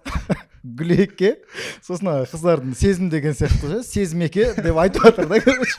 Сөйтсек анау қыздарды да жаттап алған, қыздарды бөлмесінен жаттап алып қойған ғой. Арасында шатастыру үшін қыздардың бөлмесін қойып жібереді да бізге шатастырып ше. Соны жаттап алып қойған ғой. Қыздарды сөйтіп айтасыңдар ма? Жоқ, ондай жоқ сезініп қой. кеткен ғой қатты. Ана жүрекке ақ қойған ғой, енді удар алмас үшін ше. Соның басында несі болады бізде? Бізде жаңағы родной деген сөз жоқ. Родной Батырым дейсіңдер ма? Бауырым. Сарбаз. Родной жаңағыдай орысша сөздер жоқ көбіне, қазақи. Қатты айтқың, брат деген жоқ, қатты айтқың келіп бара жатса, бауырым да, короче, бауырым деген. Чотам деп айтпайсыңдар. Жоқ, онда жоқ, енді чотам деген. Не там деп өзгертіп алса өзі. Сонымен родной деп айтуға болмайды. Ереке, бәке сондай. Сөйтіп бір күні бір Ақтөбенің жігіті болатын. Соны жұмсап жібереді. Алдыңғы айлар сынақ қой енді, сынайды әртүрлі. Сөйтіп анау кереметтің артына бар да, сол жақта кім орынбасар тұр. Содан темекі алып келші дейді ғой. Сөйтіп ана жігіт кетеді, біз күтіп тұрмыз. Барады да қайттан келеді. Сөйтіп, ей сен барған жоқсың ғой дейді ғой. Барған жоқсың дейді. Бардым дейді. Барған жоқсың дейді. Бауырым, не деп тұрсың? Нанбасаң барып сұрашиш дейді. Сондағысы анау нанбасаң деген сенбесең ғой. Ана әдеби кетіп қалғанда енді. Ана жерде бауырым дегенде андай қылып түсіндіреді да бізде. Бауырым деп айтылу керек нәрсе да. Соны ана акцент қоймай қалғанда, короче. Анан ереке деп айтамай да тұр ғой. Атын ұмытып қалып тұр ма ше. Бауырым деп жібереді. Анау тәйт десе.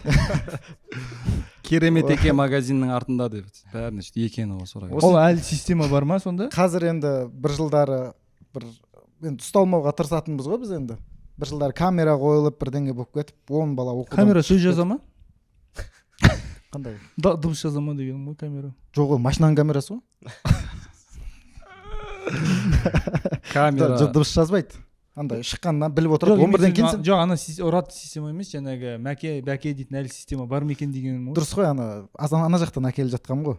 Камера күшейіп кетіп, соны бағана жиналыстың үстінде ұсталып, фотораштарды оқудан шығарып жіберіп, содан кейін кішкене жұмсарды ма? Жұмсарғанда білмеймін. Бізге ол система жақсы жағынан көмектесті ғой. Оны Баха айтатын ғой, сондай система. Баха да тоже филолог қой, Баха біздің. Менің кәдімгі нем ғой. Ол сені бауырым ғой деші. Бәке дейді бауырым ғой, бәке дейді. Бағжан деп айтпаған. Ұрам.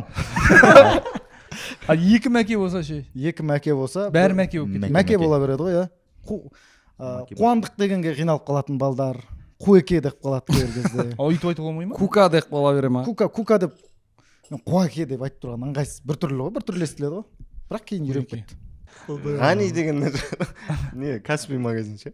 Ғани бәріміз бұрын общагада тұрғанбыз ғой. Біздікі не, французшалау ниетін деп өтірік.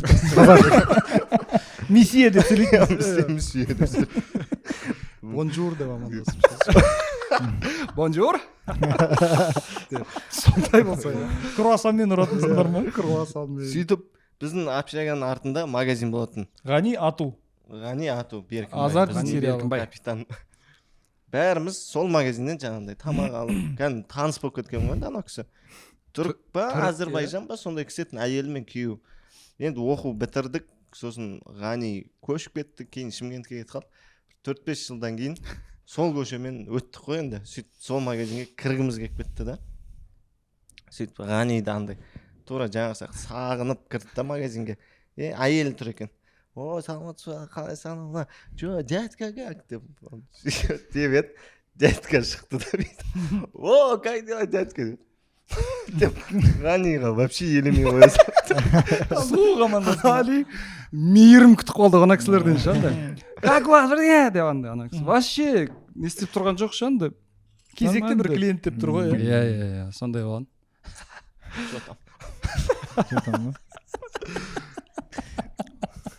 Олжас, сенде қандай история болып отыр? Менде мынандай болған. Олжастың осы историясы қызық сияқты. Күттіріп қоймашы енді ғой. Қызық өзіме. Қызық емес. Айтпай ақ қойсын оны. Медетжан танисыздар ғой барлықтарыңыз, Медетжан. Медетжан танисыздар ғой. Мағрипа деген оның вайны болды. Магриб пушка, иә? иә, потом сериалға көшті. Басын бірінші екінші сериясын Түркістанда түсірді. Күшті деп аяқталса. Қызық сол. айтып жіберші деп еді. Бірінші екінші сериясын Түркістанда түсіріп келеді. Алматыға келеді, продюсері солардың Атқам деген жігіт маған хабарласады. Сен съемкадан жақсысың ғой, кішкене солон. Немеден жақсысың? Съемкада, Иә. ұйымдастыруға. Камераға ұқсайсың. Объективке. Тағы не бар айтып бітші. Петличка. Актерлар тауып беріп, локация тауып беріп, в общем, Исполнительный продюсер өзі. исполнительный болып берді дейді, в общем. Жарайды деп Алматыдан не істейміз, коттедж бәрін ұйымдастырып беріп жатыр мен. 4 күн дей ма жүрдік, съемочный группа үлкен емес қатты бір. 7-8 адам. Сен камерасың. Мен бәрімін. И содан кейін 4 күн болады. 5-ші күн уже біттік, түсірмейміз дедік, ұйықтап жатсам таңертең Атқам хабарласып тұр. Бізде бір кішкене сахна қалып кетіпті, түсірілмей, соны бізге Анельмен келісіп бере аласың ба дейді. Мен Анель ойбай, иә, әрине сөйлесем ғой деймін. Иә. Соған хабарласам. Көп емес. Анель қайда болады? Біз съемочный группамен бәріміз барып сояқта түсіріп аламыз дейді. Локация маңызды емес. Маңызды емес. Сыртта түсіріп аламыз дейді ең басты. Бүкіл группамен. И сосын мен де барайын ба дейді деп сұраймын Атқамнан. Жоқ, малый группа барамыз дейді. Кім ол деймін сол? Мен барамын, оператор барады, звукорежиссер, гример. Мен ғана жоқпын да, өшін. Мен барсам андай большой группа болып кетеді екен да. Мен малый группамен барып түсіріп тастаймыз дейді. Боп, жарайды, онда Анельмен сөйлесіп беремін деймін. Анель қаншада түсіресіңдер? 8-де дейді. Болды. Анель 8-де қайда боласың деймін. Таңертең ба, кешкі ма? Кешкі 8-де. Анель кешкі 8-де. 8 болса.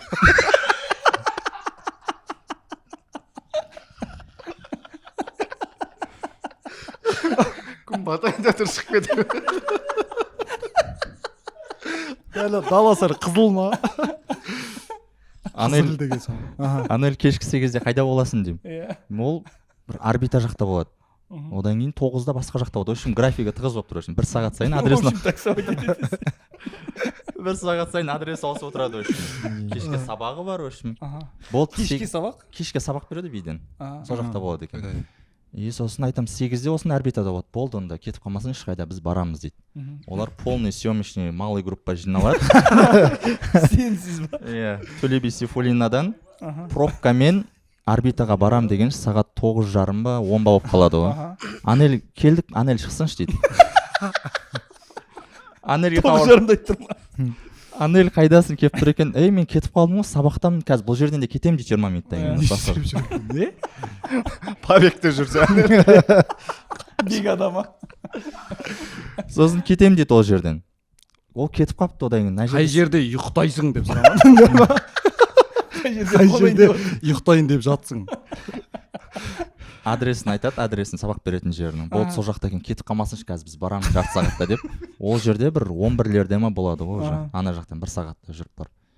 Көреді, сосын Медичанды көреді, Анель екеуі сөйлесіп тұрады. Атқам звондайды маған. Олжас Анельге айтшы шықсыншы дейді. Анельге звондаймын, Анель шықсыншы келіп тұр ғой деп. Ей, мен сөйлесіп тұрмын ғой мына Медетпен дейді. Потом бір 10 минуттан кейін Атқам звондайды. Олжас, сен қай Анельге хабарласқансың дейді.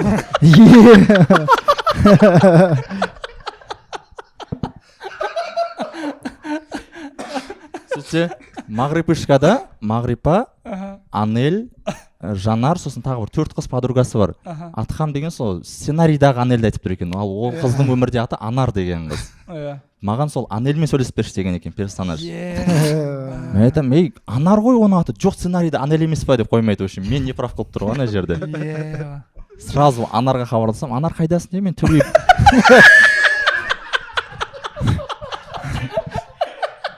Оның соңына дейін бітіруім керек, в общем, кездестіріп. Ол 4-5 адресті.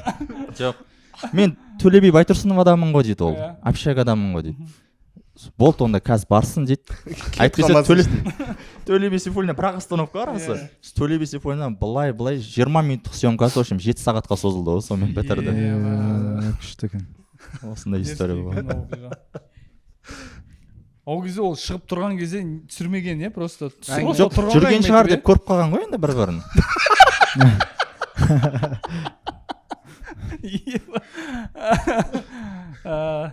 күлкілі екен ол. Өте күшті. менде бұрын жарық ивент деген не бар, қазір де жұмыс жасайды, бұрын қаттырақ жасағам. Сөз салу агенттігі. Иә, Иә. сөйтіп жасын білемін. Иә, қазақи иә. етін. Қазақи кезінде. Біз шатыр шығардық, короче. Шатырдың астында Жанбайтын шығар ештеңе. жанат. Ол да Ол жанатынмен бірге шатырдың астында романтикалық стол орнатамыз. Кәдімгі қызыл несімен скатерть ба? Сол ісімен бірге шатырымыздың жан жағының бәрі андай жарықтармен тұрады. Ана жақта генератор қатты дамып кеткен кезіміз ғой.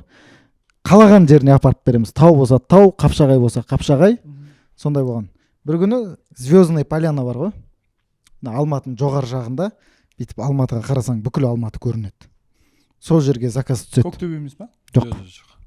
Көктөбенің арендасы қымбат болатын, ана жер тегін етін. Сол жерге заказ түседі. Сөйтіп кішкене жел тұрып бастап кетті ғой сол жерде. Біздің шатырымыз жеңіл.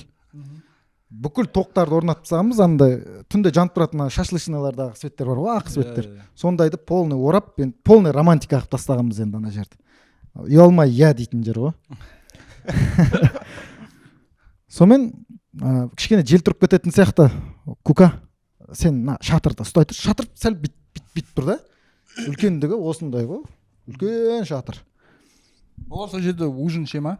Сол жерде сөзін салады, маңдайдың өтеді бағанағы вертолеттің астынан өтеді, дорожканың ортасынан өтеді да, соңында келіп сөз салып, сол жерде отырып видео, фото жасайды. Ана нелерін ішіп. Кішігірім дастархан. Иә, дастархан бар, кішігірім. Шашлык. Ликетін өткізетінге дейін істеп тастасаң шатырап. Алғаш жасап қойын фото кейін түсіріп алайық деп. Сәл өтсең, төсек тұра ма? Сөз салатын жігіт Қордайдан келе жатыр. Ол Алтышер ма? Қордай деген, білесіз ғой Қордайды? Ол қай жер ол? Нарынқол, Қордай деген. Кет бар. Нарынқолды білмейсің. Меркіні білесіз ба? Ақыртөбені білесіз ба деп ше? Наоборот қиындап тұрсың. Алматыдан неше километр айтсаңшы просто? 400. 400-деуге кем 200 шығар. 200-250. Атардың арғы бетінде. 300-ге берем. Жамбыл облысының басталған жері ғой. Соңғысы 300-ге берем. Сол жерден келе жатыр, 2 сағаттық жер. Брат, жарты сағат қалды, дайынсыңдар ғой? Болды, дайынбыз, келе бер. Сөйтіп, жаңағы сәл көтеріліп тұр. Брат, сен ұстай тұршы дедім да. Мен қазір астына, шатырдың астына стойкілеріне тас алып келейінші, қоятын деймін ғой. Сөйтіп, ана аст жаққа былай қарай, төмен қарай сайда ол жақ. Сайдан түсіп, бір тас көріп қалдым да, сол тасқа кетіп бар жатыр едім. Бага деген дауыс келді ғой арт жақтан. Бүйтіп қарақ қағам. Ана шатырымыз аспанда бір 5-6 метр жерде ұшып келе жатыр ғой. Да, тау қатты жел тұрып кеткен да.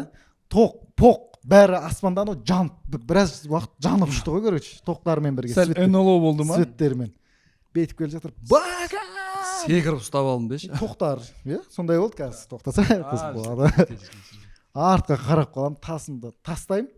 Сөйтіп анау бір 100 метрдей жер бүйтіп аспаннан ұшып келді да, сөйтіп бүйтіп түсті да, и дальше не сияқты айналды ғой. Бүйтіп түспеді, дөңгелек сияқты бүйтіп айналып бара жатыр. Тоқтамайды анау. Ішінде екеуі бар. Ішінде Кука бар. Бүйтіп айналып келе жатыр. Кука бірге ұшып кеткен шығар? Жоқ, ұстаймай қалған ғой. Сонымен ары қарай сай уже ол қалаға түсіп кетейін деп тұр ғой, ұшып кете берсе. Палатка. Иә, палатка қалаға шығып кетейін деп тұр. Сөйтіп тасым тастадым да алдына қарай жүгіріп шықтым, уже домалап келе жатқан кезде. Жылқылар сияқты. Не сияқты? Қайырған сияқты. Вараторлар сияқты. Бүйтіп секірдім ғой бүйтіп. Секірдім, темірлердің бәрі үстіме түсті да, короче. Тып-тыныш болып қалды андай. Тып-тыныш болып қалды. Анау палатканың астынан шығып қарасам, Күн шығып кетті. күн шығып андай болып кеткен ғой. Жоқ қой, сынып кеткен бәрі. Сынып кеткен, тоқтың бәрі үзіліп кеткен. В общем, анау жарамайды. Мынандай болып қойған ғой, в общем. Мынандай шатырымыз кішкентай болып қойған. Ой, енді не істейміз деймін. Енді не істейміз, аналар уже жарты сағатта боламыз деп қойған. Сонымен тез арада шешім қабылдау керек. Не істейміз деп сау заттарды тексеріп жүріп, көріп жүріп. Сөйтсек, анау нелер Сау заттардан екеуміз ғана деші. Светтері ғана аман қалған. Оны өзі үзіліп кеткен да. Сол жерде отырып изолентмен қосамыз да, астындағы заттардың бәрін алып 15 минуттан неге келеміз. не дейтін еді ана Қордай. күзде жүретін жер бар ғой, қолға күзде серуендейтін жер бар ғой, ана күшті. Төлебайка ма? Жоқ, парк па Достықтың бойындағы Весновка. Тереңкурдың көлі орналасқан жер бар ғой, сол жерден бір не тауып аламыз. Мынандай ол жерде шатыр, навес сияқты жер. Сол жерге орнына тастап 5 минут қалған кезде дайын болып өте күшті қылып өтіп кеткен. тамаша А сендер локацияны өзгертіп жібердіңдер ма? Өзгертіп андай қойғанбыз. Түсіп үлгердіңдер ма Бәрін сонда? реттеп қойғанбыз. Мықты жігіттің ба? Тапқырлығы мықты ғой. Көңілді тапқырлар клубы. Вообще ойланбадым ғой ана жерде. Сонда жақын жер ма сол емне Тереңкурға получается? Білмеймін. Пустой үйлер көп болды ғой. Пустой үйлер көп болды ғой. Адам жоқ жел қатты болды деп өзгертесіз. Сондай болған. күшті. Ал сізде қандай палаткалер ұшты? мен астанадан қайту керек болдым Алматыға срочно қымбат болып тұр самолетқа билет қымбат Ол болып тұр жақында болған оқиға ма? жақында болды иә Алматыға қайту керек срочно пойызға билет жоқ сосын таксимен шығу керек болған таксимен индрайверін жазамын іздеймін попуткамен такси болды шығатын болдық түнгі 1-де шығамыз дейді сөйтсе ол досымен таксовать етеді екен досы алдыда жүреді бұл артта жүреді в общем ана Дос алдынан жүгіріп бара жатса. досынікі андай Toyota Alphard сияқты бұл андай легкий машина 5 адамдық. 5 адам Сәл фартты. болды алдында отырамын деймін мен болды Сен алдында Альфредте отырасың. жоқ жеңіл жеңіл машина машинада. алдында отырамын болды түнгі 1-де шығамыз артынан 2 адам алды шықтық түнгі 1-де енді ұйықтайын десем анау қатты айдайды екен машинаны ше ұйықтай алмай оянып кете беремін анадан оянып кетемін бір кезде ұйқылы оя сөйтсе бір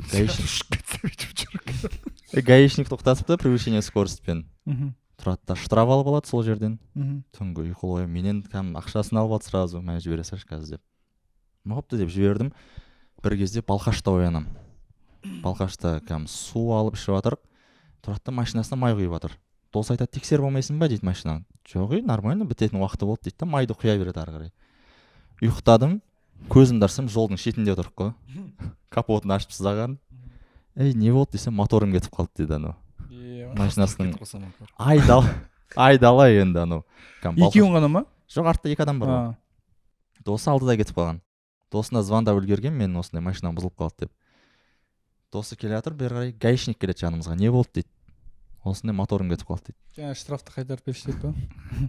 тұрып оталдыршы қане машинаң дейді мә бітті анау кетті 800 мыңға қадалдым дейді гаишник тек ақшаны айтып жатыр мен өзің басың аман ғой десе де болады ғой жоқ енді не эвакуатор керек па Алматыға дейін иә керек десе 150 мың болады ғой деп тек саудаласып тұрып ақшаның әңгімесін айтып ше гаи ма? гаишник содан мына кезде қызық болады досы ана дальний трасса ғой былай разворот аз болады досы разворот алуға ерініп встречкамен айдап келді ғой бізге қарай оны гаишник көреді да анаумен алысып кетеді в общем неге встречкамен айдайсың вправоң шығар лишение жасаймын деп досына екеуі ерегісті анау жайына қалды машина менен ұялып жүр анау ол жеке сізден ұят болды сізден ұят болды жеткізе алмай жатқанына ма? иә жеткізе алмай жатқанына и содан кейін саудала сосын ана правосын лишениеге кететін болды Альфардтың машинасының айдалада сет менде ғана ұстап тұр тек бәрі менен звондап отыр ғой в общем звондап отыр такси іздейміз сонымен балқаштан бір такси келетін болып сол таксимен қайтамыз ғой бәріміз Алматыға осындай қиналған жағдайымыз болған жолда ол тяжко ғой по идее қиын екен жолда машина бұзылған бізде андай болған в общем семейге ол кезде мен Астанадан Семейге редактор болып барамын Семей КВН филиалының редактор болдым мен 5 жыл и получается суббота воскресенье 2 күн ойын мен пятница күні шығып кетем пятница күні бір редактор өткізем ертеңді ойын күні тоже кешке дейін редактор өткізіп реттеп аласың в общем сондай городской ғой қалалық ойындар сөйтіп суббота күнгі ойын өтті воскресенье күнгі ойынға в общем воскресенье күні болатын екінші ойынға Астанадан бір танысым келеді ғой машинамен жүр екен а мен получается концерт где-то 10-да бітсе түнгі 12-ге уже автобусқа билет алып қойғам автобус 12 сағат жүреді где-то түнгі 12-ден где-то обедте барам и жұмысқа мен типа обедтен келген сияқты адам болып кіріп кете аламын сондай постоянно сөйтіп жүрмін да ойын воскресенье күнгі ойын где-то обедке таман ана жігітті көремін қалайсың андай дом культурада жүрміз ғой ГТК-да айтады сол қалаға жұмыстармен келемін семейге. Машинамен келдің ме? Иә, машинамен. Сен немен келдің ме? Автобуспен. Автобус не қыласың? Мен машинам бар ғой. Менімен қайтасыз дейді. Мен кім барсыңдар? Мен и дос балам арт жақ бос, өзің смело қайта бересің ғой, братан дейді. Все, хорошо. Ойын бітті, ойын біткеннен кейін соның машинасына отырамыз. 14-те ғой. ВАЗ 14 бар ғой. iPhone 14-те мен отырып автовокзалға барып, жаңағы мен алған билетімді бірге тапсырамыз. Все, тапсырдық. Машинамен шығып кетеміз жолға. И ол кезде, короче, Семейдің жолы, Семей мен Астананың қазір трассасы күшті ғой, идеальный. Сол ремонттың енді басталып жатқан кезі ғой. Ойық. И мен ана машинасына, короче, мән бермегенмін ғой кешке жақын. Сөйтсем оның ана амортизаторлары отырғызып тастайды ғой, пассажирный бар ғой. Маған арт жағы, бля, көті тиіп жүретін. Тиюге мынандай ғанам қалған ғой, короче. Сондай машина екенін мен байқамаймын. Жолға шығамыз бір уақытта. Қаланың выездынан где-то бір 100 километр гравий ғой просто. 20-мен жүреміз ғой, короче. Ақырын жүреміз ғой, короче. Ақырын. Адамдар өтіп барады. Бір прикол, жаңа автобус өтеді ғой мен қасымнан. Семей, Астана дейтін автобус өтеді. Бәлә, нерв ойнап келе жатыр ғой, короче, отырмыз бүйтіп. Просто 20-мен просто осылай отырмыз. Ешкім сөйлескісі келмейді, короче. Әйтеу дегенде трассаға шықтық. 100 километрді 3 сағат жүрдік қой примерно. 20-30, 20-30. 50 вообще. Общий 50. Сөйтіп, әйтіп бүйтіп трассаға шығады, бірақта тап етеді. Трассада андай 800-бен жүрді. 35-пен жүрсіз трассада. Трассада сәл тап еткен кезде волна ұстайды, андай волналар бар ғой, кочка емес. Волнада сәл глушаға тиеді, но трассада күшті келе жатырмыз, ана волна ұстап келе жатыр. И күйіктің иісі шығады, короче. Даладан күйіктің иісі кіріп жатыр, біз ойлаймыз да. Походу бір нәрсе өртеніп жатыр айдалада дейміз. Иә, походу өртеніп жатыр. Әлі келе жатырмыз. Бля, бір сағат келе жатырмыз ғой. Ыстық болып жатыр. Ана иіс кетпейді. Мен айтамын, бля, невозможно ғой, мынандай пожар болуы, объемы. Өйткені көріну керек қой, как минимум, түтін болу керек ол үшін. Түтін жоқ, просто түтіннің иісі шығып тұр да, күйіктің иісі. Бірақта тоқтатып алдық, капотты ашамыз. Капотты былай, прям впритык иіскейміз, иіс жоқ. Но машинаның айналасында күйіктің иісі шығып тұр. Бля, түсінбейміз, короче, не болып жатқан. Сосын ары қараймыз, бері қараймыз. Мен бірақта келемде, жаңағы дөңгелек бар ғой, артқы дөңгелек. Арт дөңгелекті қараймын. Өйткені сәл резинаның иісі шыққан сездім мен. Дөңгелекті қараймын, жап-жаңа. И дөңгелектің мысалы крылоның астынан былай тығам да, дөңгелекті ұстаймын ғой. От жанып жатыр. Аяғы тұяқ десе. Дөңгелек жоқ. Сөйтсем, жоқ, дөңгелек ана жаңағы пружинаны кеседі ғой. Кескен кезде оказывается анандай үшкір насадкалар бар екен. Ол мына жаққа келеді, мына жаққа келеді. Аналар тупо кесе салған ғой, короче. И анау жаңағы амортизатор шығып кеткенде жаңағы темір дөңгелекке қажалған ғой. Бүйтіп ұстап қалсам, қолымда резина балқып жатыр ғой. Амортизатор ананы қажап салған, и дөңгелектің анау емелері, темірлері, спицалары, соны саусақпен сезіп тұрмын ғой. Мен айтам, бля, анау дөңгелек кетіп жатыр, мынау болмайды деп. И получается, жаңағы жүру үшін бізге амортизаторды көтеру керек, өйткені дөңгелекке қажалып тұр. Айтамын ғой, не бар, домкрат бар ма? Түк жоқ қой, прикинь. Бардачоктан бір отвертка алып шыға қойған мынандай. Ананы істесе бүйтіп басыңыз. Отверткадан басқа түк жоқ. Ё-моё, где-то бір 2 сағат тұрмыз, 3 сағатымыз уже, бля, мен шатырым тайып жатыр уже. Ағына автобус Астанадан қайтып келеді. Семейге. Да, сондай уже таң атып жатыр ғой примерно. Жұмысқа бару керек. Жұмыс уже пофиг болып тұр маған. Главное жетіп, күйсім кетіп қалды, короче. Сөйтіп бір Subaru тоқтайды. Павлодар С дейтін номері бар. Не болып қалды, бауырлар андай мындай. Біз айтамыз осыны. Бля, анда боқтап сөйлейді. Жастарына көттеріңе қарамай, білмейтін нәрсені істеп аласыңдар, осылай істейсіңдер деп боқтап атып, бар емесінен багажнигінен домкрат инструмент алып шығып отыр ғой. Түк демей, білмеге істейсіңдер, андай деп бүйтіп домкрат істеп жатыр да. сосын аға типа біз мынаны істей алмай қойдық, сіз де істей алмайтын шығарсыз десем, жоқ мен ходовкадағы СТОшникпін дейді, короче. СТОда істейтін, именно ходовойдың СТОшнигі да.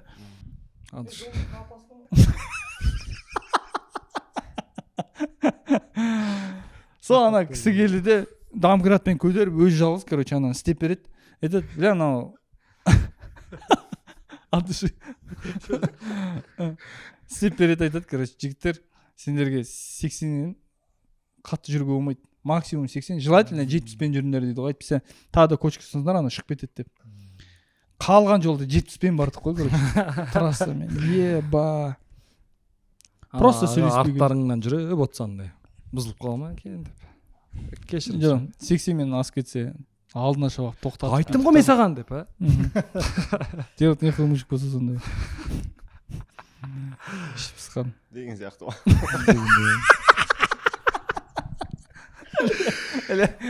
Ана выпусты бар ғой, адамдар примерно андай обложкасын қарады ғой, еба шәңмеге байгайс келді деп кіреді ғой. Бүкіл выпуск бойы от душимен деген сыбыс бар. деген сияқты ғой, короче. Комментарийға жазып кетіңдер деген сияқты ғой, короче. Бір рет мынандай Выпуск айырды дейтін сыбыс бар. қысқарақ па білмеймін ше, айтып көрейін қазір. ретті десе. Рет жалғас екеуміз жұмыс іздеп жүреміз ғой. Жұмыс істеу керек болды. Сол бағанағындай әңгіме ғой, официант болу дейтін сияқты ше. Тоқтатамыз да болды. Сөйтеді дағына әр жерге кіріп жүр, сөйтіп төле бидің бойында ма, бір жерге кірдік. Сөйтеміз да кіріп, ана жерде администратордан, официант қыздар, бәрі андай әдемі да ше, яғни екеуміз типа жұмыс сұрауға намыстанып, бір қыз жоқ десе прикинь. Коллективте бір қыз жоқ. Сөйтеді да андай намыстанып, типа официант болып жұмыс сұрауға баруға қыздардан ұялып тұрмыз, типа банкет жасайын деп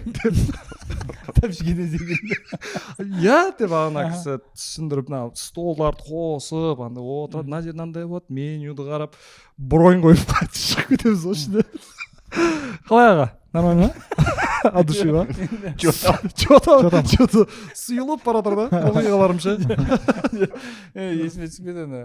Короче, бір жерге бардық әйеліміз екеуміз. И, короче, емес істедік. В общем, уақыт өткізу үшін просто автосалонға, туалетке бару үшін әйелім аяғы ауыр.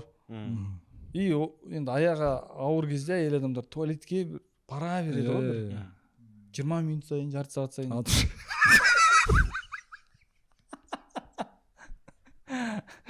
Сөйттік те, короче. Автосалонға кіре саламыз ғой. Енді белгілі бір корейлік көліктің автосалонына кіреміз. И кірген кезде бірден андай хостес қой, жаңағы сен айтқан, күтіп алатыз. Сәлеметсіз, здравствуйте. Қош келдіңіздер біздің автосалонға. Кофе, чай деп сразу ұсынады ғой. Кофе деймін ғой, капучино деп. Еще сиробын айтам, попкорн деп. Әйелім сразу туалетке кетеді ғой. И ана кофе алып алғаннан кейін енді сәл уақыт өткізу керек. Қандай көлік іздеп жүрсіз ба деп вообще ештеңе сұрақ қой. Қандай көлік іздеп жүрсіз дейді ғой маған. Білмеймін, бір кроссовер болса деп бастап кетемін ғой. Просто темадан шықпашы. Маған жаңағы 3 кроссовер бар екен. 3 кроссовердің комплектациясын түсіндірді. Одан кейін машинаға отырғызды. Мына сезініп көріңіз, мына өзі осындай престижный. Еще бізде тест-драйв бар дейді. Тест-драйв. Номеріңізді алды. Анкета отырып, толтырып, әйелім мені күтіп отыр ғой же, типа. Жұмыстарын бітіріп. Просто уақыт өткізіп, жаңағы қарсы алғаннан кейін просто кетіп қалған. Просто ролімді до конца 100% ойнап кеттім ғой. Еще хабарласам деп шығып кеткенсің ғой. Сатып алып кеткен болса. Брат, приколы сода. Мен айтамын да, менде енді наличка жоқ, осының жарты суммасы ғана десем, міне бізде кредитный отдел бар, міне 3 банк отыр, менеджермен санатсаңыз болады деп біреуге отырғызды.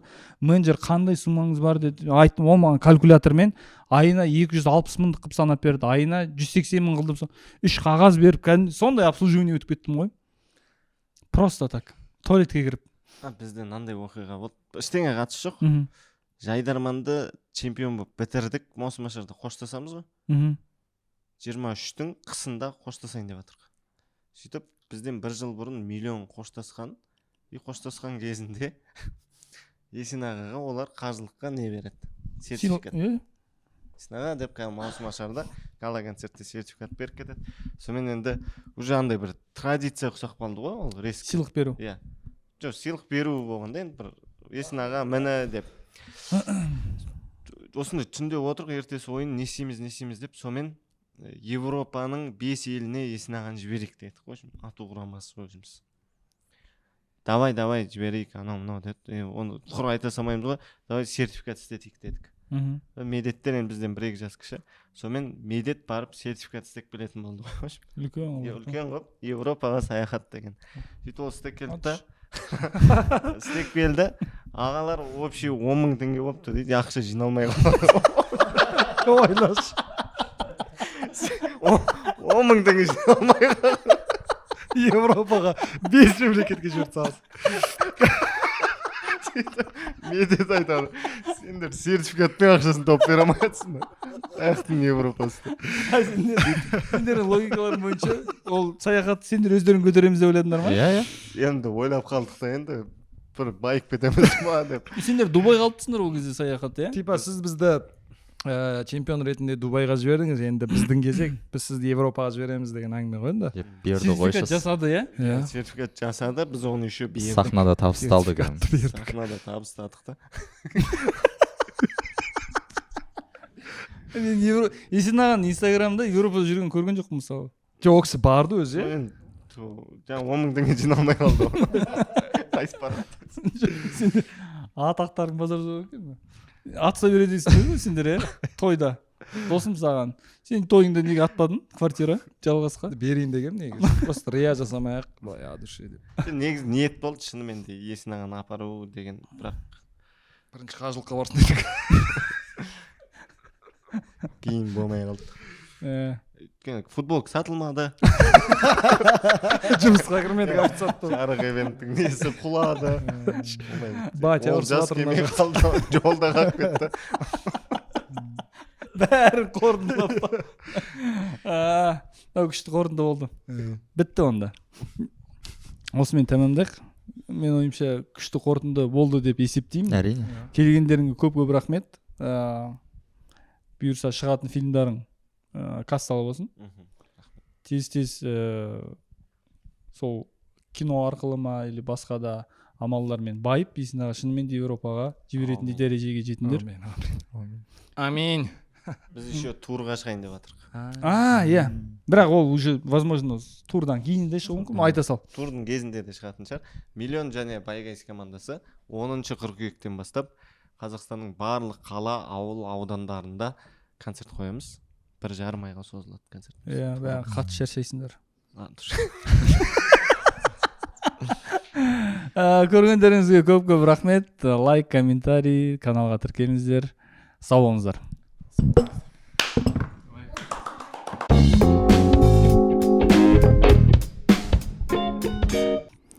Менде бұрын жарық ивент деген не бар, қазір де жұмыс жасайды. Бұрын қаттырақ жасағам. Сөз салу агенттігі. Иә. Сөйтіп жасым білем. Қазақи етін. Қазақи кезінде. Ол деген оқиғалар өте көп болады. Сахнаға шыққандағыдан да қатты толқыныстар болады да, уайымдаушы. Өйткені сен фейерверктер бар ғой. Бірден оқиғаны айтып берейін да. Иә, жоқ, жарық ивент дейтін түсіндіріп кетейін деген. Жігіттің қызға үйленуге ұсыныс жасайды ғой. Сол жаңағы шараны ұйымдастыратын орталық. Иә, ол жерде түсіндіріп кетейін, бір мынандай вертолет деген болады. Мынандай тойларда бар ғой, вальс билейтін, астында от жанып тұрғанның астында. Біреуі ромашка деген былайынан айналады. Сосын жерден дорожка деген былай жерден жанады. Осындай жап-жақсы істеп келе жатқан кезде карантин болып қалады. Содан кейін оның басына холодный фонтан деген фонтандар бар ғой, тоқпен істейтін. Сол фонтандарды Қытайдан алдырамыз да, Қытайдан келеді барахолка деп, біз барахолкадан аламыз. Сонымен фонтандарға маска тақтық десе. Демесе де болады. Көресің ғой. карантиннің кезінде товар болмай қалады ғой. деуге де болады. Карантиннің кезінде товар болмай қалады. Негізі өзі өте уайымдататын жұмыста. Ана пультті басқан кезде, тойға шығасың, сөз салған кезде, ананың арасында бәрі 12 штук жаңағы айналатын болады ғой. Фонтан. Бәрі жану керек. Бәрі жанбай қалатын кездер ол обязательно болады. Біреу жанбай қалады, немесе мынандай от болып, мынандай жұлдыз болып айналатыннан одан екеуі жанбай қалады, ол обязательно да. Сөйтіп карантиннің кезінде товар бітіп Біреу қалады. жанбай қалып гитлерский знак кетсе бүйтіп андай. Гитлерский знак. Сөйтеді Карантин карантин болмаса болмаса да болады. көреді ғой. Сен оқиған ғой өзің Иә. білесің. Карантиннің кезінде товар бітіп қалған, жоқ қана фонтан келмей жатыр, заказдар түсіп жатыр. Сонымен іздейміз. Негізі карантин кезінде ол 4-5 мыңға дейін шығып кетті бағасы. Негізі 1000 теңге. Негізі 1000 теңге 4-5 мыңға шығып кеткен. Сөйтіп іздеп жүріп 500 теңгелігін тауып аламыз ғой. 500 теңгелігі, бірақ айтады, точно гарантия бере алмаймын дейді. Точно гарантия бере алмаймын. Көресіңдер өздерің дейді. Бірақ 5000-дығы да тұр. 5000-дығы да тұр. Жарайды. Кішкене көбірек алып арасынан бір 2-3 жанбай қалса ештеңе қылмайды дейміз ғой. Жағып көрем деп бәрін жағып тастап. Демесе де болады. Цирктің алдында бір заказ болады. Өмірімде ондай заказға көп адам келмеген. Жігіт жақтан бір 30 шақты жігіт военныйлар екен. Қыз жақтан 30 шақты қыз келген ғой. Топырлап цирктің алды, толып қалды. Енді ана жерде жүрек деген дүрсілдеп бар жатыр. Қалай болады екен дегенше. Жауапкершілік қатты. Иә, жауапкершілік қатты. Өйткені ана жер, ана момент жаман да. Тойларда кейбір кезде жанбай қалады ғой. Сол кезде пультті басып бүйтіп жатқан кезінде бүкіл той саған қарайды ғой, короче. Сол кезде қызарып тұрып не істейсің, өтірік ашуланып кетіп қаласың да. Сонымен бағанағы ол жігіт бәрін алған ғой, короче. Мына айналатыннан 10 жанат. Мына айналатыннан 10 жанат 5-5-еуден. Вертолеттан 10 дорожка бәрімен алды. дорожка. Астынан 8 дорожка жанат. Немножко еще. Иә. Мынау 10 жанат, мынау 10 жанат, короче. Сонда барлығы 28 болып тұр ғой. 28. Бисмилла деп кел жатыр, ана жақтан несі музыкамен кел жатыр. Пультті басатын мен де негізі Қуандық деген досымыз екеуміз істейміз, бірақ пультті мен басам. Ана жауапкершілік. Короче, бүйтіп келді, музыкамен кел жатыр. Бәрі қарап тұр енді. Видеолар кетіп жатыр. Мен сәл алдында тұрам. Мана пульт жақын жерде тұру керек та. Сөйтіп келген кезде басып қалам. Ана айналып бастайды өзі. Айналып бастайды. Пшт дейді да. Біреу ақ жанат та. Деп тұр ғой. 28-ден біреу ақ жанып тұр ғой. Ана 60 адамның түрі менде ғой, короче. Ана қазір қызық болады деп әлі ожиданиемен тұр да, короче. Ана фш деп бір өзі айналып жатыр. Ана сөз салып тұрған жігіт те қыз да қазір біз маған қарап тұр да. Мен пультті басып жатқанымды көріп жатыр да. Сонымен фш деп ана жалғыз өзі бітті. Деймін да бұрылып кетіп қалам ғой. Сонымен анау вообще өте көңілсіз түрде өтті, короче. Я деген сөз андай. Деген сияқты болып бітті ғой, короче. Я? Ана жерде мен предоплатаны жартысын алып қойғам. Жарты ақшасын 50% алып қойғам. Содан кейін біткеннен кейін кеп тұр, мен ана жаққа шығып кеткем. Бірақ полный ақшасын алғым кеп тұр да, короче. Полный ақшасын алғым кеп тұр. Енді оңай емес қой. Оңай емес қой. Сонымен маған енді ана ситуациядан қашу керек қой. Не істеймін, бағана фонтан сатқандардың номері бар етін. Ана жігіт уже жақындап келе жатыр да. Бүйтіп мына жерге жақындаған кезде ана телефон алып, не беріп жібергенсің? Осындай бола ма деп ше. Ойнатып бастайсың. Иә, айғайлап жатсам, ана жігіт кеп андай қылып тұр да. Брат, ашуланбаш, нормально деп ше. Анау ашулану керек қой негіз. Соны ертерек мен ашуланып қойдым да. Сонда Алдын ба? Бұдан кейін бұндай істеме, басқа да организациялар бар ғой. Мынау жауапты сәт. Ренжімеш, брат деймін. Ренжімеш, ана не істеп қойыпты деп. Все, брат, енді ақша жағын қайтамыз. Полный бере аласың ба деп. Енді ана еңбегі бар да, газелме кетеді, анаған кетеді, мынаған кетеді. Сөйтіп сонымен енді көріп тұрсың ғой енді, брат, бұл 2 күн былай болса, погода аяз, не деген аяз деп ше. Бұл қыста болып отыр ма? Қыстың күні ғой, иә. Сонымен аяздың арқасында сол ақшаны енді кішкене ғана шегеріп ақшасын ше, 100 мың болса бір 80 мыңын алдым да, 20 мыңын қайырып бердім ғой. Мен бірақ мен плюстамын, ана 500 теңгеден ғой.